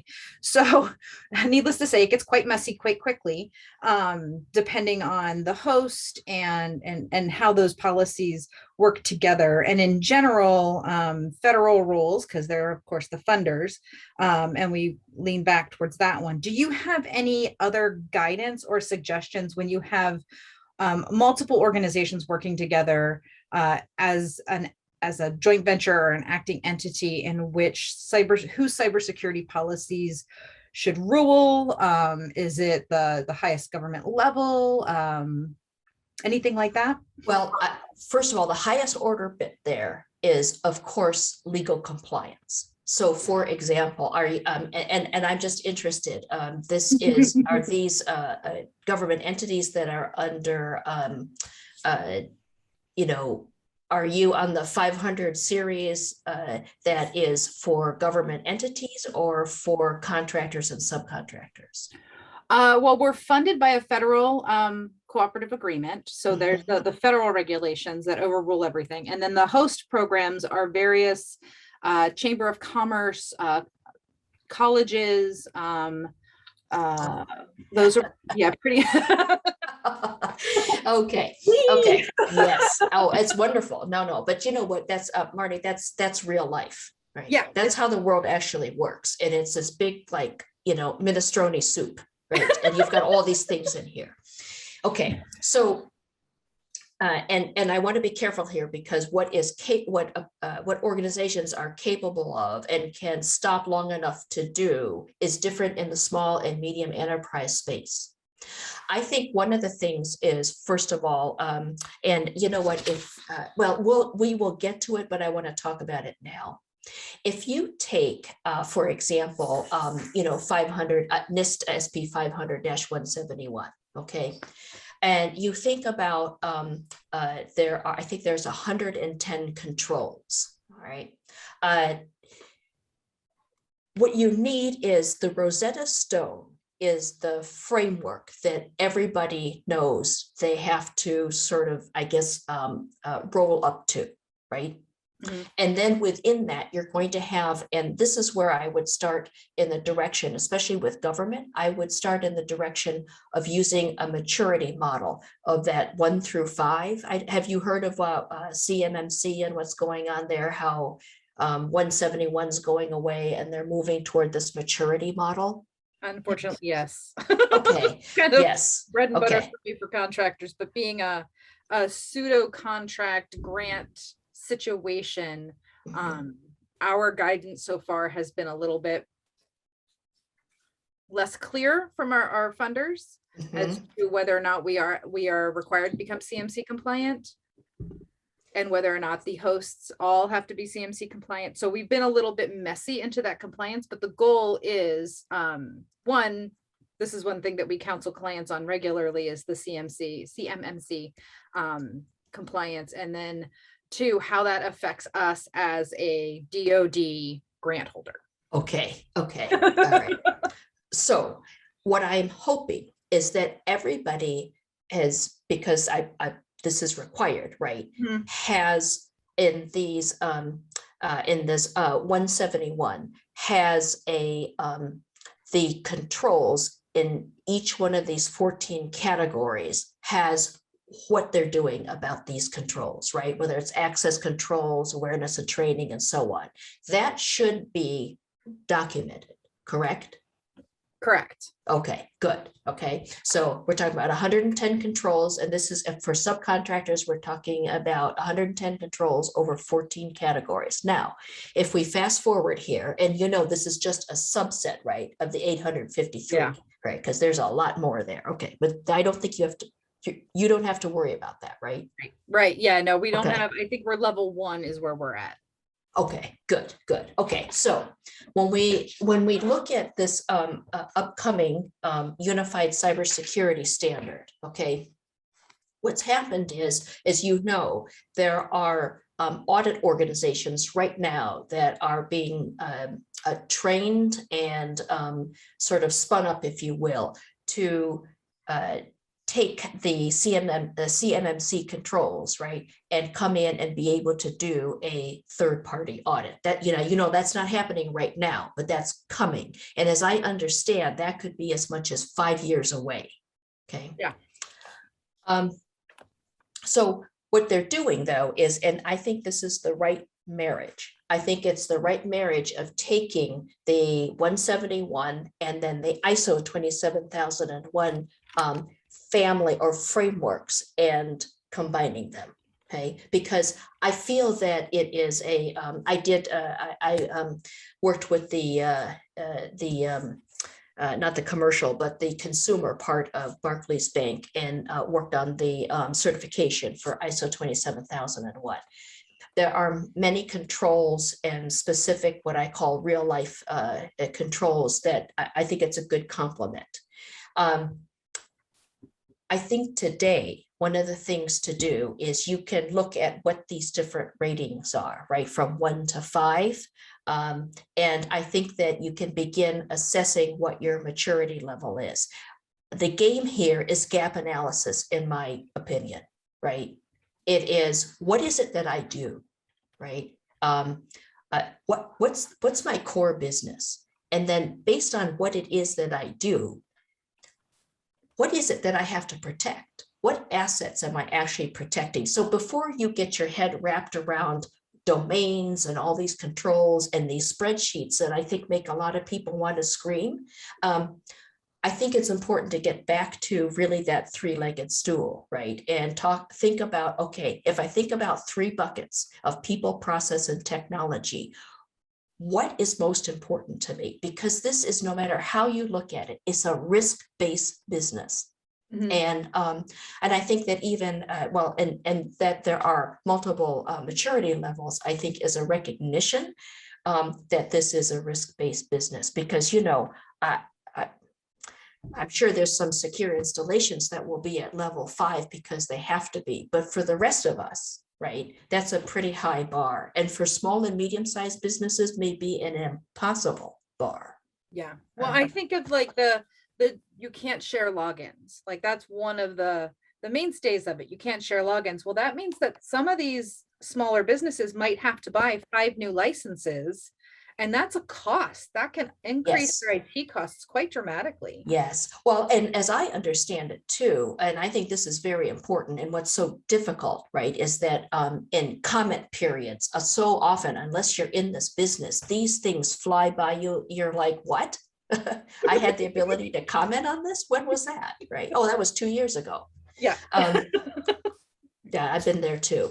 So, as I understand, that there are, there's a reason that this is being phased in over a fairly long amount of time. However, frankly, seeing the, I think it's a presidential directive on protecting systems and combating ransomware, it feels like that horizon's coming closer. So, I can't predict, but this is one of the reasons why I think that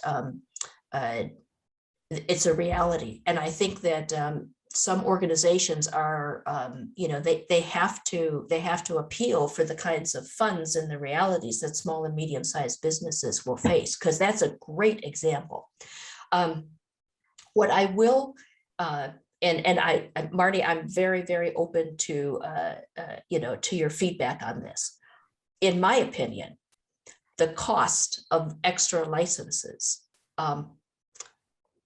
probably will not outweigh the cost of a breach and the ease with which I can enter your systems through shared accounts, especially on high value logins. Yeah.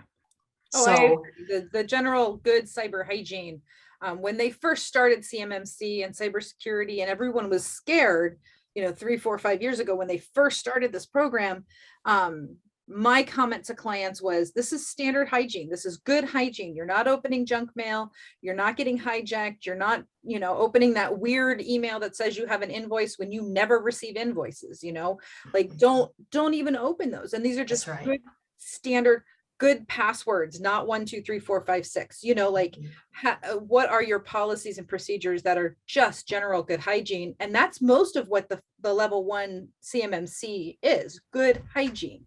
And I think it helps people to not feel so terrified by cybersecurity, you know. That terminology is frightening for people. Right. Yeah. Well, and it's just, it's a bad, you know, it's these terms too are hard. I mean, when I started, we weren't even using the word cybersecurity. It was all computer security, you know, it was not where cyber came in. I think another thing to keep in mind here, especially with policies and enforcement, I find that when we go back to, you know, making our people aware and giving them proper cybersecurity training, I think talking about what's at stake and looking at this from a risk perspective is extremely useful. So for example, maybe I'm in a fabrication shop, right? And I realize that because we're remote, you know, the wireless signal isn't really strong.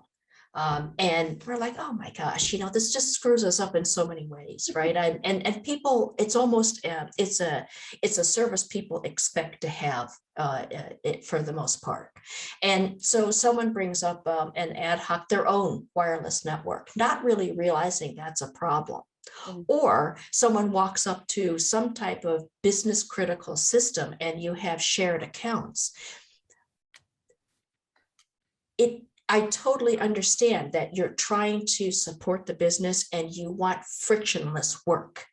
But what happens is when people realize, well, wait a minute, if I'm involved in a critical function that requires me to log on and I'm sharing an account in the bank, and especially at branch offices, the evil of shared accounts was that if there was frankly, if people were stealing or involved in some other criminal activity, the path back to accountability was almost impossible. Plus, we were breaking the law, right? So, you know, I often think we talk about, oh, you got to do this, you have to do that.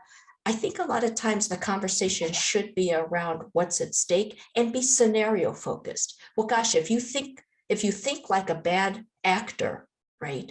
Well, what could you do here? Let's think about that. For a lot of times I can get people engaged, and frankly, a lot of people like to think about it because it's a little bit like, you know, a murder mystery, or you feel like a spy or whatever. Getting people to think about a scenario focused exercise that answers the critical question, well, what bad thing could happen here? And if it did, what would be the downstream consequences? Then all of a sudden, the conversation is less about fear, because fear really isn't a sustainable emotion. But if you can imagine, oh, well, gosh, I mean, I do such a critical function, you know, a financial function, or maybe I'm in a, you know, I have a key fabrication, you know, application that I'm using that everybody in the shop shares the same username and password. Mm-hmm. But okay, I see a situation where someone could actually use that to harm. Well, yeah, like you were saying, a fabrication shop, if I make screws, it's not a big deal. But if the documents that tell me how to make my screws goes back to a submarine document, there's a problem there if somebody can follow my path into that document. That's right. And, you know, get sensitive or even secret information. Like there's more than just what your little pieces. And I think that's what a lot of the smaller companies, they see, I am this tiny little company. I have a $2,000 contract or a $5,000 contract. What am I going to get in trouble? The problem is the path that you open to get into there. So the DAU Defense Agent right. University hack was based off of a subcontractor's payment portal, where they went in at like a third or fourth tier subcontractor and followed the path back and hacked military files. Right. So people, they don't always draw the connection beyond their piece of that pie. And I agree, scenario based, I think, is the best way for people to kind of see the big picture and see which piece of that picture they fit into. Well, and the storytelling is so important too, Marnie, because I think that when people hear that and they think, oh, wow, okay, that really happened. A lot of people heard about the Target, breach years ago, but they don't realize that it was a third-party HVAC vendor that was the path back into the company that stole, frankly, our credit card information. So, it's there are some good examples, or I guess tales of woe. Sometimes too, you can look at it the way the NTSB or, recreational flyers and divers often take situations that went very wrong and go back and do sort of a post-mortem analysis as a way to train people to, not repeat errors or to get better at what they do or to increase their skills. Mm. So I think that approach is excellent. And what I like about it too is that, our employees are not, 99.9% of the people are actually good. And if they given the opportunity, they want to do the right thing, but they've got to be given that opportunity and need to know what to do, right? Agreed. What do Thank I you. do with my cell phone if it gets stolen? And oh gosh, that's right. I've got, I work as a nurse in a clinical trial, and oh, that application for the clinical trials on that phone, right? Because I'm gathering data in the field. Mhm. Those kinds of things. People have concerns, but they also, that point of contact helps them too to know, well, oh, I know, I'll ask Marnie. Yeah.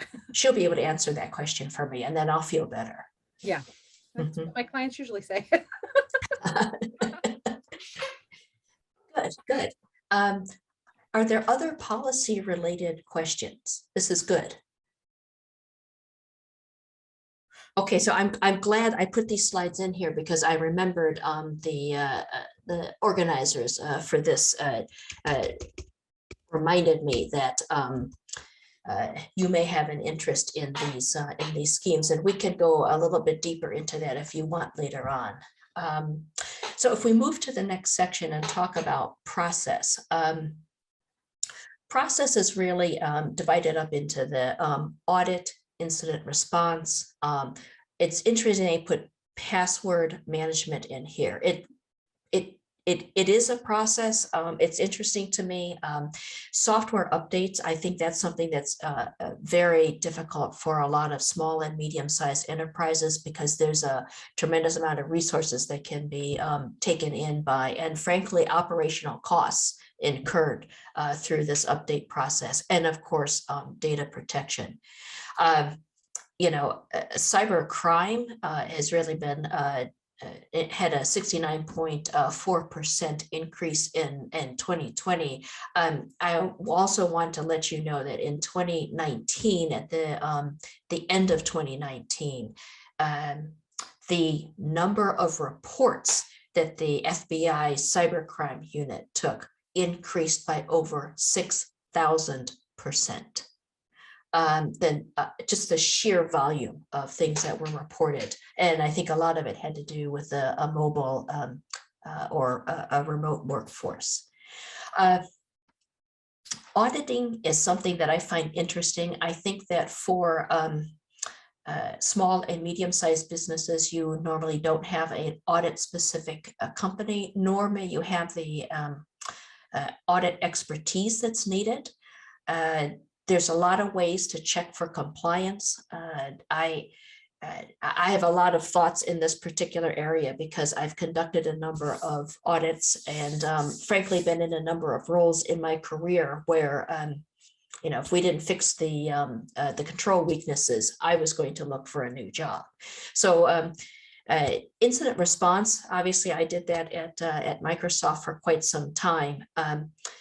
This is about having a plan. It's a little bit like business continuity. You want to have the plan before disaster strikes, and believe it or not, if you don't practice it and you make sure that it's updated, it will disappoint you every time. Passwords. There are. I don't know if you're aware of this, but I think in Microsoft has given, I think, the email users and Office 365 users the capability of having no passwords. And there's a lot of what I call out of band and two-factor. Thankfully, this is coming more and more into the mainstream, so that my aging brain, I feel like I have absolutely hit the limit on the number of passwords I can possibly remember. I do have a password keeper, just for anyone who's questioning here. There's a bit of a debate on, oh, you know, is that compliant if I'm a subcontractor with the DoD? Yes, it is, because it has to have the proper government encryption levels. As long as it does, it is. And I can, if you need to, I can point you to some authoritative places for that. Software updates I talked about. I think the remote workforce and the disappearing perimeter makes this a little bit more challenging in the small and medium enterprise space. And of course, protecting intellectual property. That's what I mean by IP, customer data, your own data. Very, very important. Quick quiz. Does anyone know in the state of Washington the number of records that must be breached, the limit or the minimum bar at which you have to do a public disclosure to those that were, whose information was breached? Does anyone here know that?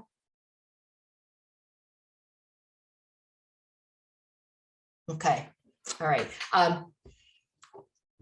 I'm going to ask you to do that as homework. I can tell you the number, but I think that's something that every organization should know. I think it's a high enough number that for most smaller organizations, it may be a non-issue. But it's one of those factoids that I think I would make sure I had in my brain. So the revised code of Washington, there is a threshold, and you go above that, and then you are required to do a public disclosure. I see Leslie's probably looking that up right now. So I can put it in the chat, or we can talk about it later. Okay, we're back to the voting process. Let me go back here. IT second poll. Let me launch this. There we go. So what would you like to do? A deeper dive into audits, incident response, passwords, software updates, or data protection? Ooh, software updates. Okay. Anyone else? Okay. Go. Okay, good. We got two here. We got three. All right, software updates. So I want to do the same thing here. Let's, if you would, let's go off of mute and talk to me about specific concerns or areas that you'd like to talk about with software updates.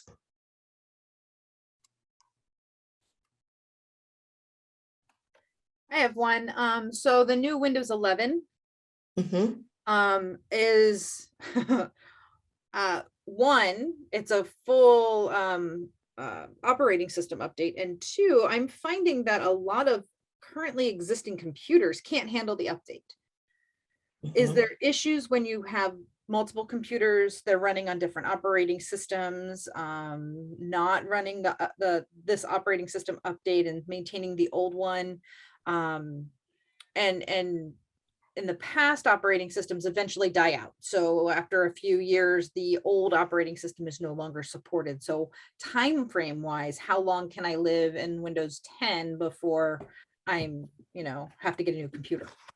Okay, so that's a very specific question, but I think I've got an answer for you. So a couple of things here in terms of software updates. One is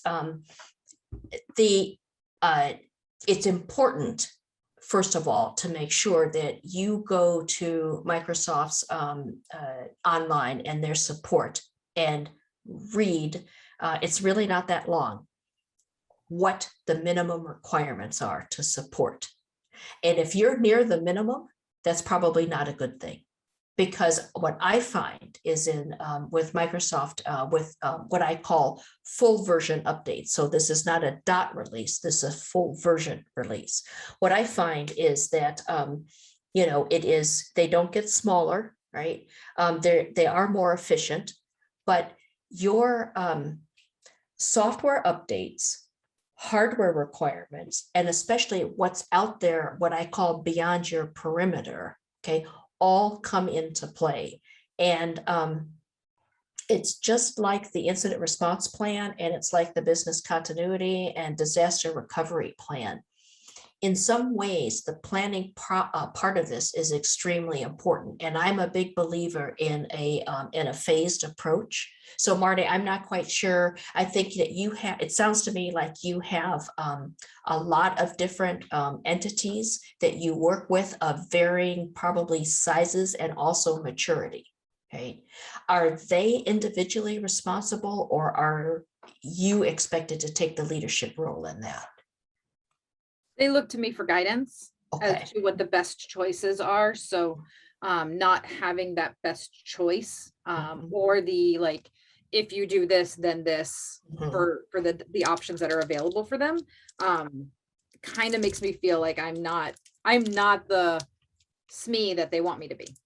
Yeah, well, and it's because barring psychic ability, you probably don't know all of the nuances of the types of hardware and existing software that's running on every client or device endpoint out there.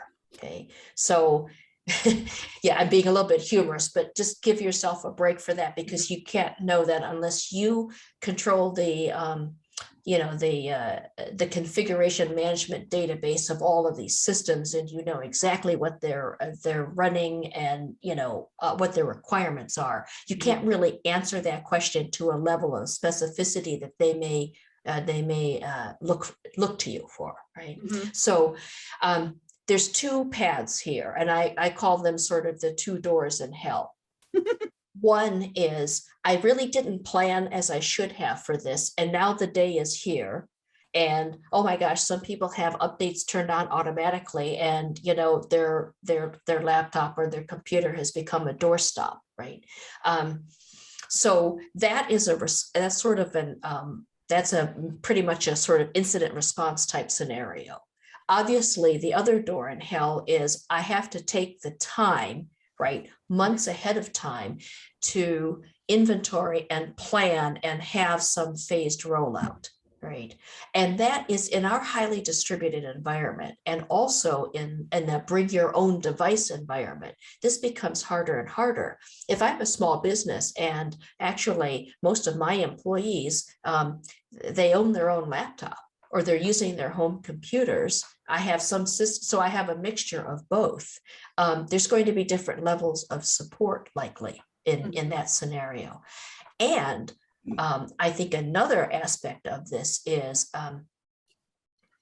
I've done this in the past, where you look around and you think, okay, I've got a lot of people with Dells, or I've got a lot of people who are I know that this is a Microsoft update, so that wouldn't affect MacBooks, but they too go through updates and so on.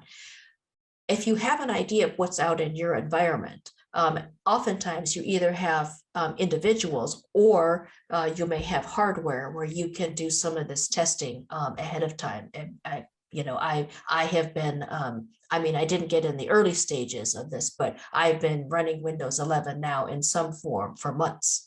But that's because that was offered to me as part of my automatic update, and I could choose optionally to have that. And I thought, well, yes, because if I blue screen and nothing works, I want to know that. The other defense, a huge mitigating factor here, is obviously backups. Right. And we'll talk about that a little bit later on. I cannot tell you the number of things that good backups, and especially more importantly, is the test restores that I've done, right? To know that my backup worked is one thing, but to know that I can get the data back restored is when I complete that loop. Yeah. That's when I really know that I got it, right? Yeah. Otherwise, who knows? So backups come in handy here too, because what happens is today, if my computer blows up, or more likely, it falls in the water and I watch it bubble down to the bottom of Lake Union or something like that, then, yeah, and yes, that has happened. I have a level of confidence that not all is lost. And more importantly, the critical data or files are not lost because not everything is of equal value. Sorry. Awesome, thank you. Okay, other concerns around, because this is software updates are very difficult. The other thing that I find is, we're telling people, oh my gosh, turn those automatic updates on for antivirus, anti-malware, for updating your phone, for updating your computer, please do it automatic. And then, not a dot release or an update to a malware or antivirus program, but something significant happens and all of a sudden there are, there are issues. But it's still, I don't think anybody automatically got Windows 11. I think that's still something you got to proactively ask for. Okay, good. Other questions or comments? All right. Hi, Lynn, my name's Andrew. Hey. I was looking and I'm pretty sure the RCW you're referring to indicates any data breach. One transaction means you have to notify everybody involved. Am I reading the wrong one? Okay, so I think so. It's not required to make a public disclosure for one. No.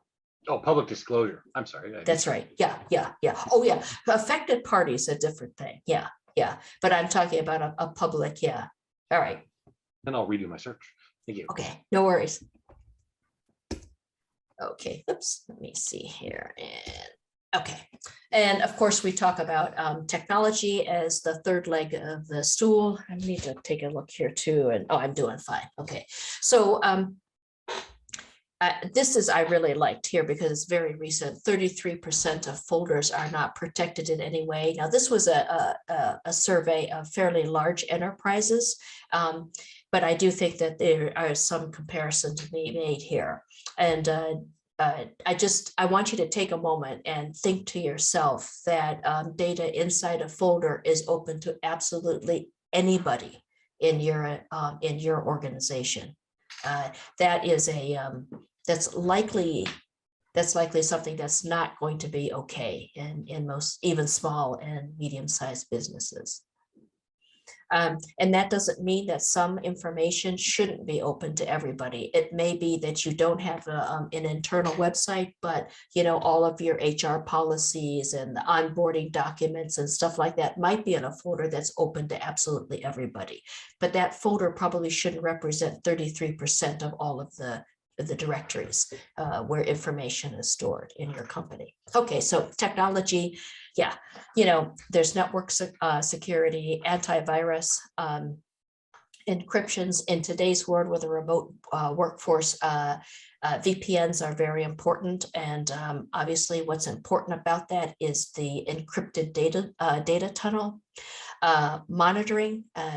Here you get into the issue of who reviews the logs, how much time does that take, how much is that going to cost me in storage space, in employee time, and so on. And then, most systems are extremely or can be extremely verbose. So how do I narrow down those logs so that I'm alerted on things that are actually important based on monitoring tools that I have?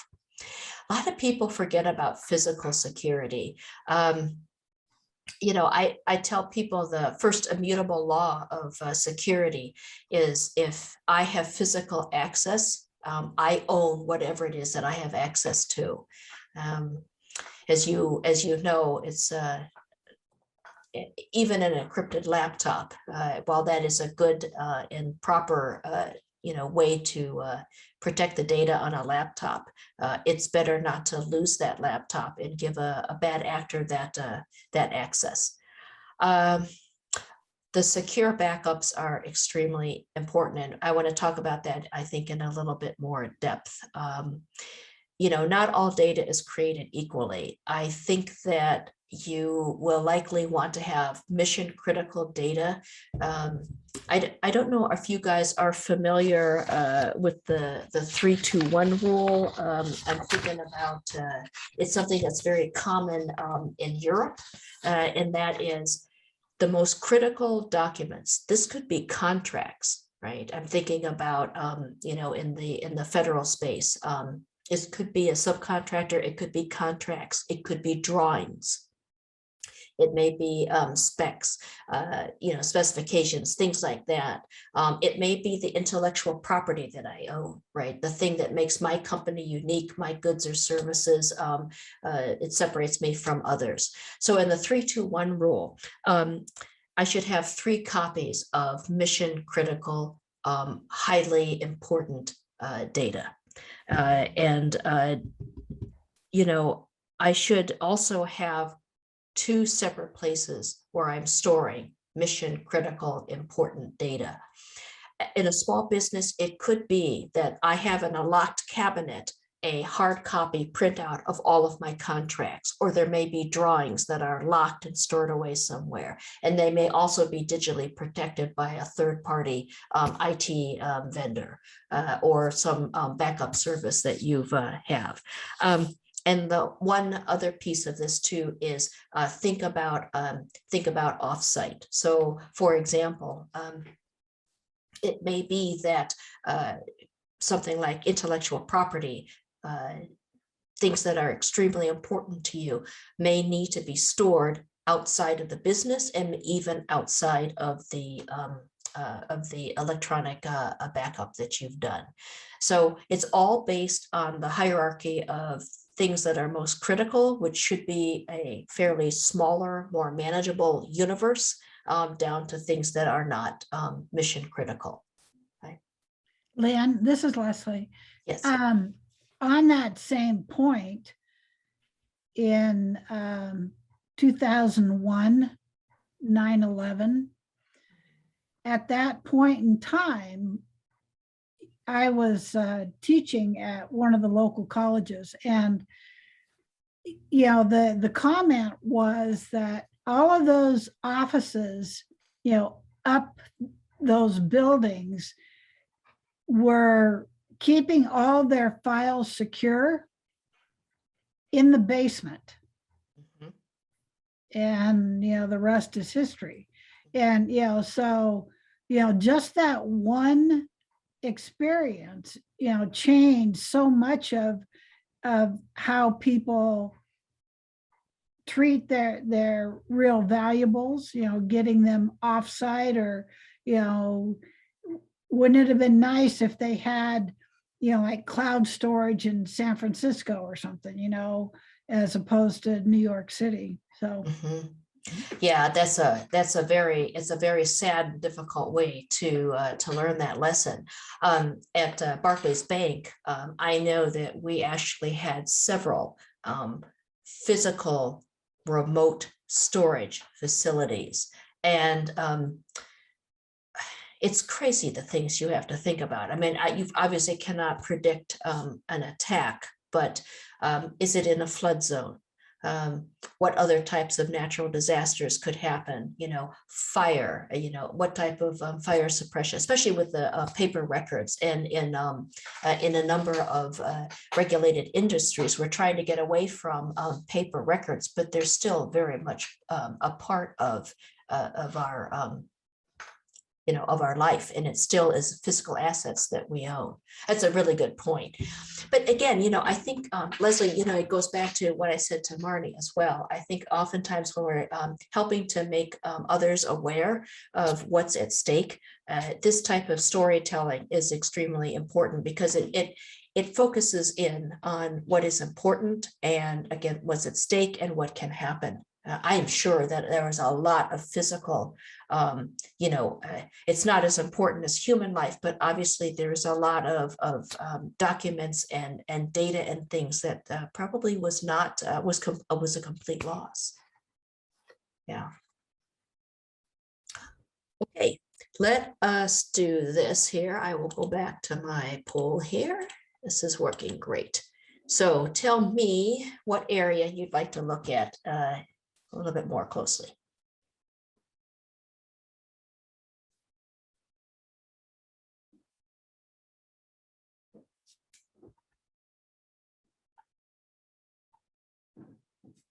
Okay, it looks like okay, antivirus encryption, we're small enough, we probably can handle both. All right, let's do that. Okay. So let's begin with antivirus specific concerns.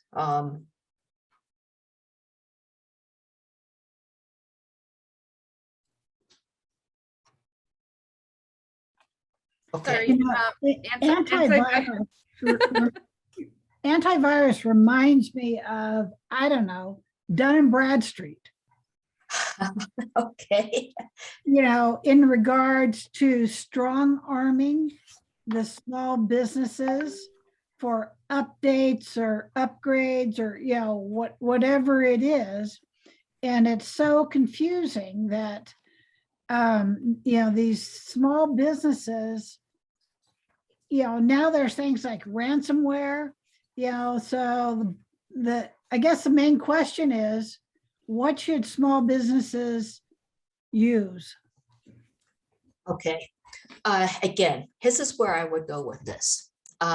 If I'm a bad actor, and ransomware is a very real thing, right? I mean, it's just unbelievable. I mean, I know in the Seattle area alone, several businesses, one of whom was a medical related business that was actually down for the count for almost a year. Oh. It almost put them out of business. So, and by the way, just so you know too, the you know, the cybersecurity folks at the FBI are extremely focused on this, because it is ransomware is the new kidnapping, if you will, right? I don't kidnap you, I kidnap your data, and then I hold that for ransom. It's ridiculous, right? I mean, it's sometimes, and I try not to be like, I try not to be cranky about this, but it makes me very cranky because it's yeah, I guess you're right. I understand your point. It's like Dun and Bradstreet. One of the issues, though, is that antivirus, anti-malware is a reality that even as an individual user in your own home, I hope that you are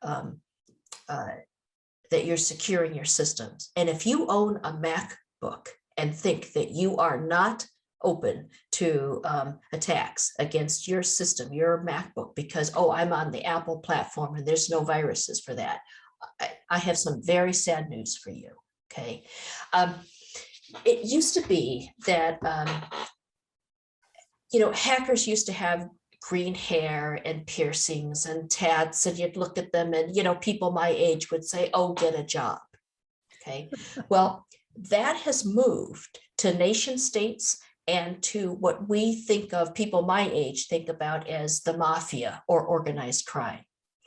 You know, everyone's talking about artificial intelligence. Well, let me tell you, bad actors out there, crime syndicates involved in cybercrime are also using AI, and they're hiring data scientists, and they have people who studied, you know, mathematics at university and are out there working on you know, on these types of attacks.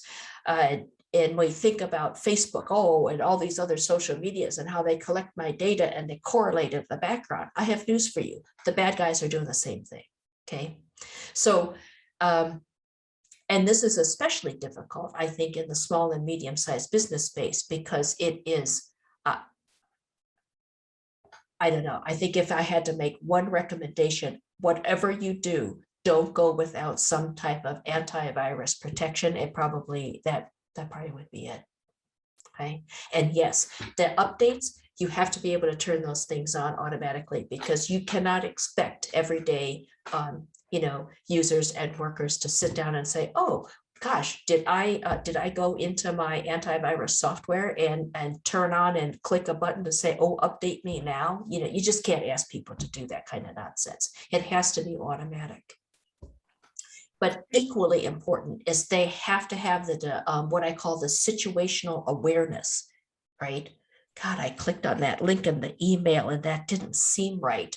My computer seems okay, but that didn't seem right to me. That person's got to know that they should they should look into that more deeply. Same thing with, it's my personal phone. I left it in the Uber. Is it that bad? Well, I don't know. It depends on what was on that. Okay. Barney, you had a question? Yeah, so in the same realm of the antivirus, you commented about Adobe users thinking that they're fully protected. Or back, yeah. Or back, yeah. Sorry, for some reason my brain just connects those two together always. But so with that same route, there's the native Windows security. That's and then right. there's the buyable outside, the McAfee's and the Kaspersky's. I think I said that wrong. Norton, all those other ones. Is there a benefit to going with one of the purchase ones versus over the Microsoft security? Well, if you want to know, I use the built-in Microsoft security update on my on the computer that I am using, but I have a different risk profile. It depends on what you're protecting. It really does. And you know what? It may not be, and especially for small and medium-sized enterprises, I think it's important to ask yourself, who's doing what? What's your role, right? What's at stake if your computer is compromised? There are folks out there working that may have fairly limited actually exposure and pathway into your corporate network or to resources. Gotcha. Mm-hmm. It's a risk-based business, especially when you're counting pennies. I don't. I understand and appreciate this costs money. Yeah, yeah. I personally use the Windows native as well. Mm-hmm. Yeah, yeah. But the other piece of this too is that if I'm a medical office, a law office, some type of professional service, I have a physical location, I have a lot of presence and so on. Unfortunately, there's a lot of these types of companies that are getting targeted with the ransomware. In fact, we could do a whole presentation just on the different types of ransomware that's common out there and what's being done. And how they're getting in, is honestly. I think the other piece was encryption. Who had a question on encryption? That was me. All right, excellent. Yes. So with encryption, I saw that there were some updates going through with Apple and their encryption policies, where they were beginning to use the new operating system. And I think they scrapped this right before they launched it. It was going to be the 15th of September. And they were going to make it so that their operating system would scan for questionable images before encrypting to send over, WhatsApp or whatever messaging protocols you were trying to send with, and before sending it to the cloud. So then Apple was then going to take these images that were criminal or whatever their criteria was and submit them to law enforcement for review. And they ended up scrapping that due to overwhelming backlash, I believe. Right. But when it comes down to it, is there any readily available way for a normal end user with no tech skills? They just got hired to be a salesman over here, and they know how to use their iPad, and they've got the inventory thing over there. Is there a way for that person to know if they're communicating encryptedly other than just, well, it says end-to-end encryption, I'm good? Is there a readily available, oh, hey, by the way, it was transmitted before you actually clicked on that link, and that wasn't encrypted. Any education direction you can go there? It's bad because I think for most people, encryption is a dark art, right? It's something that happens, and who knows. So on a web browser, that is actually taken care of through an icon that looks like a padlock. Okay, and it's usually preceded with a URL that starts out with HTTPS. And if you click on that padlock, you can actually see the certificate. And if you're using normal browsers, the ones that we're all familiar with, if there's actually something wrong with that digital certificate, the thing that's actually encrypting and keeping things secure, you get alerted on that. So that is through a web interface. So when I talk to friends and family, I tell them that, I know there's a lot going on in your web browser, but that's actually a rather critical piece of information. Like when you're checking out of a, e-commerce site, or you're doing banking, or you're doing any number of things, because that's your indication there. But when you say to yourself, well, WhatsApp's supposed to be end-to-end encryption. Well, Zoom was supposed to be end-to-end encryption too, right in the beginning, except it wasn't. But there was no way for us as end users to know that, right? Because, the geeks have to go in there and take a look at the actual product and look at what's happening over the network and say, yeah, this is not end-to-end encrypted. So they sent out a major update in 2019, I believe, and we are today talking through a end-to-end encrypted, communication protocol. But Andrew, there isn't a one thing that shows that. Broken lock would be the thing to tell a client, though. That's right. And the web browser, though, right? That's the problem. Here's where I see the problem, Andrew, is the tremendous amount of apps in the libraries and in the different storefronts, whether it is, on the Google platform, whether it's on Apple's platform. There isn't a what they say and what necessarily they do is not exactly, you just don't know. Someone will say, well, I only communicate using an app called Signal because that's guaranteed, voice privacy. And Signal is a good company and I have used it and I trust that it is end-to-end encrypted, but, have I actually sat down and, done the research? No, and I don't think that everyday users are going to be able to do that either. On a related note, we have a standard protocol for these calls where I share with the group your presentation from our Dropbox directly into the chat. So don't judge me. The Dropbox straight into the Zoom chat seems like a long laundry list of problems for security. Mm-hmm. But now everybody here can click on the link I put into chat and access your slide presentation. Mm-hmm. Good. Mm-hmm. Well, and that's at the very end. I tell people that's what I want you to do, right? I want you to take this, right? And, in the spirit of employee awareness and training and all of those things, I definitely want people to share this because that's what it's meant. That's the other piece too. I think Marty brought this up. Part of the problem is that people go, oh, cybersecurity. Well, most people's journey, not today, but people my age, there wasn't any cybersecurity university program, right? I was supposed to get my PhD in Latin and Greek and classical philology and write a dissertation. I'd passed my comps and then we got a grant for computers, right? And so I started literally from the ground up at a dumb terminal and then building my own computers. And that's how I made my way here, right? So it's, it shouldn't be such a dark art. And I think that education and training can help to demystify a lot of this. Yeah, well, thank you. Thank you. Okay.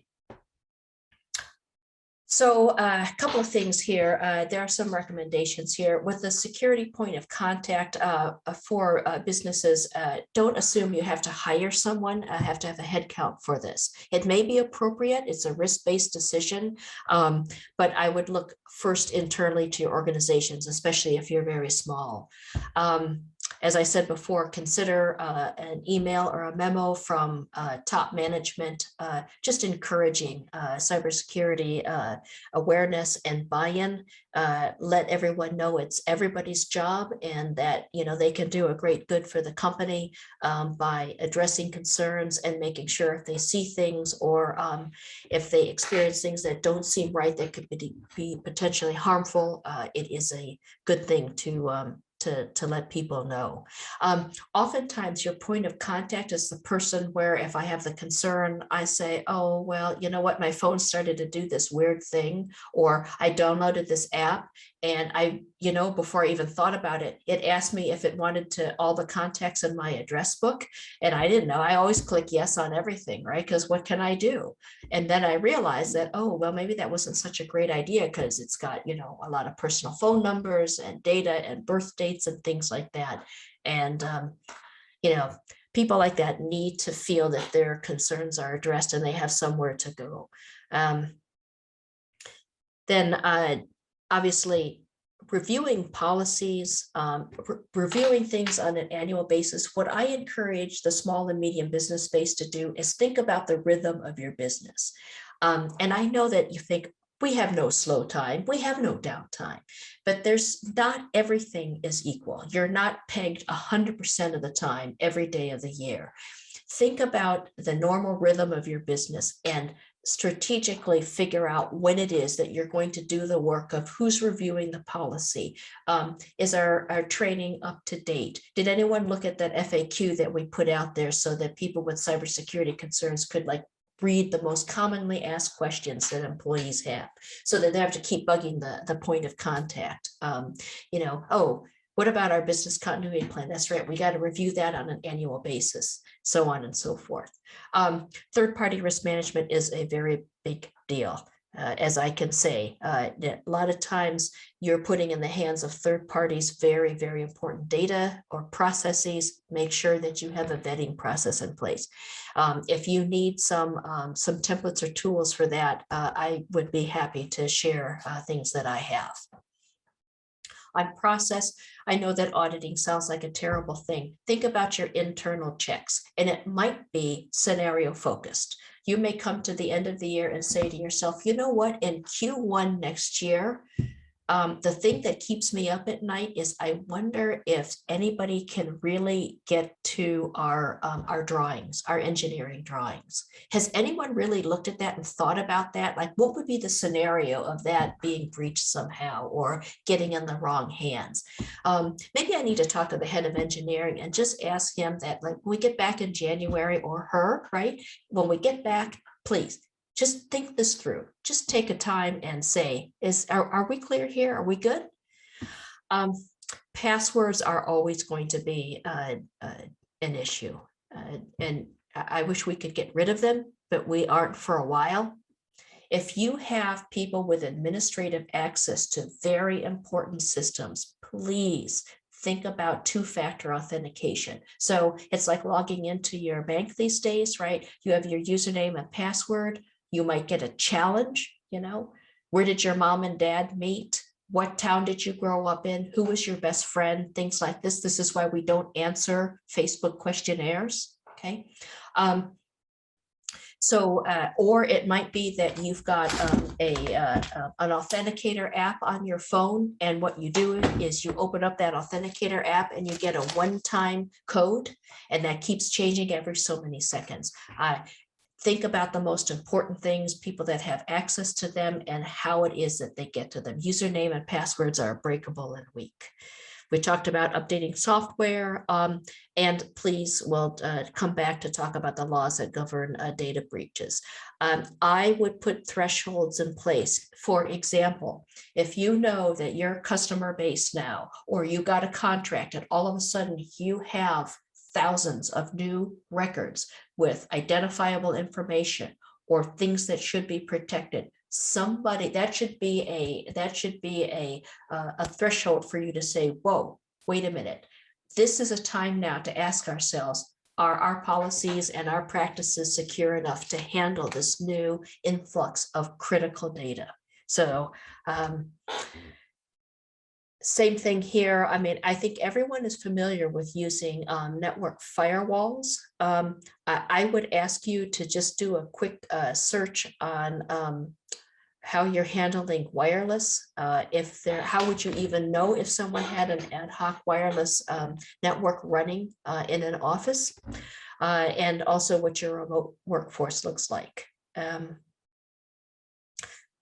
phishing and malware is indeed very evil. So I think our end users are familiar with don't click on things in emails or be cautious of suspicious emails. The problem is these emails have gone from the misspellings and the poor English language structure to using logos that you can't tell the difference that this isn't Bank of America, or wow, that sure looks like this is coming from the CDC giving me information, COVID related information, and tells me to click here.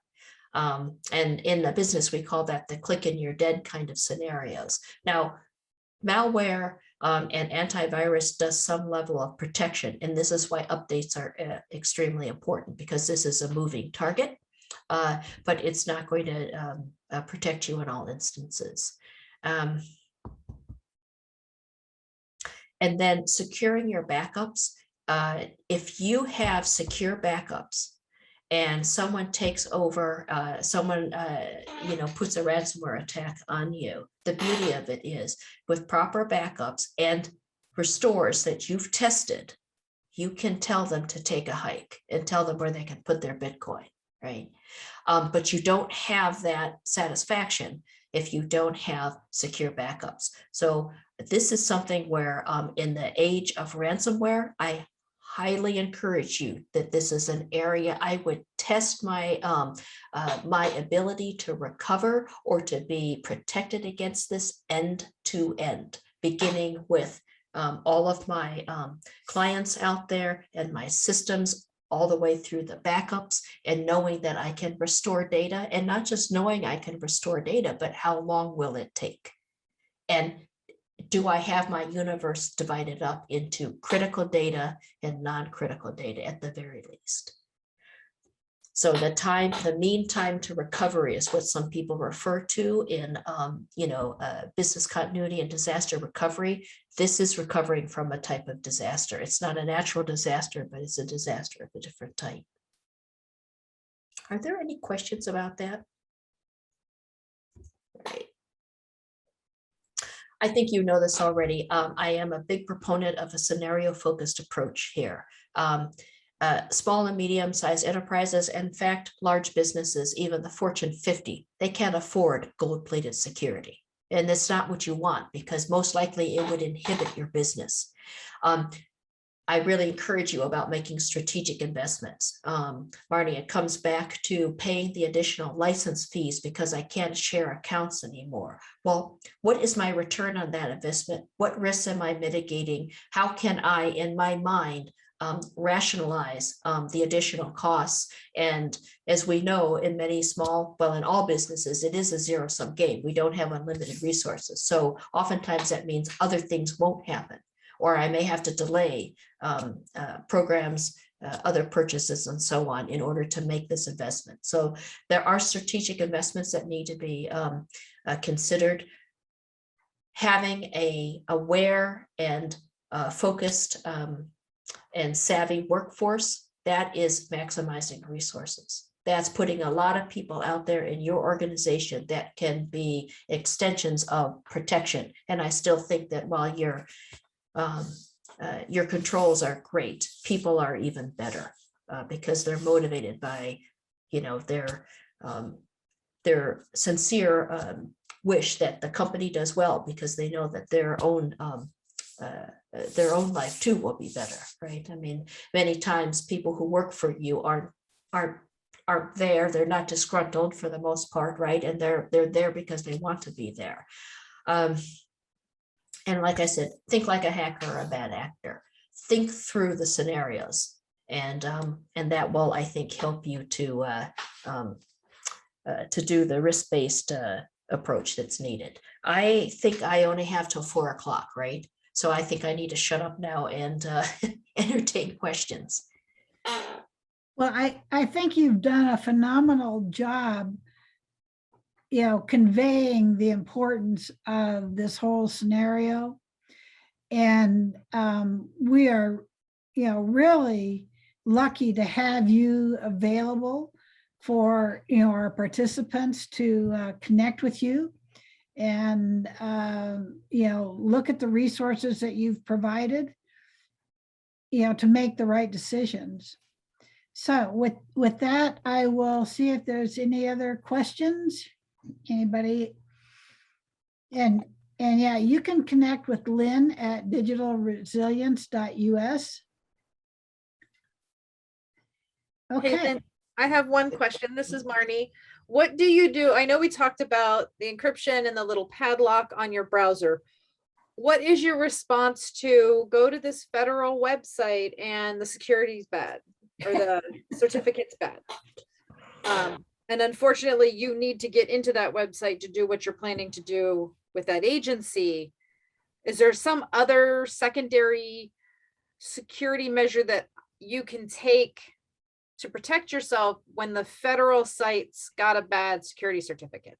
And are you sharing data? Are you uploading data? Usually you're downloading data. Oh, Pulling great. information from their website. Yeah.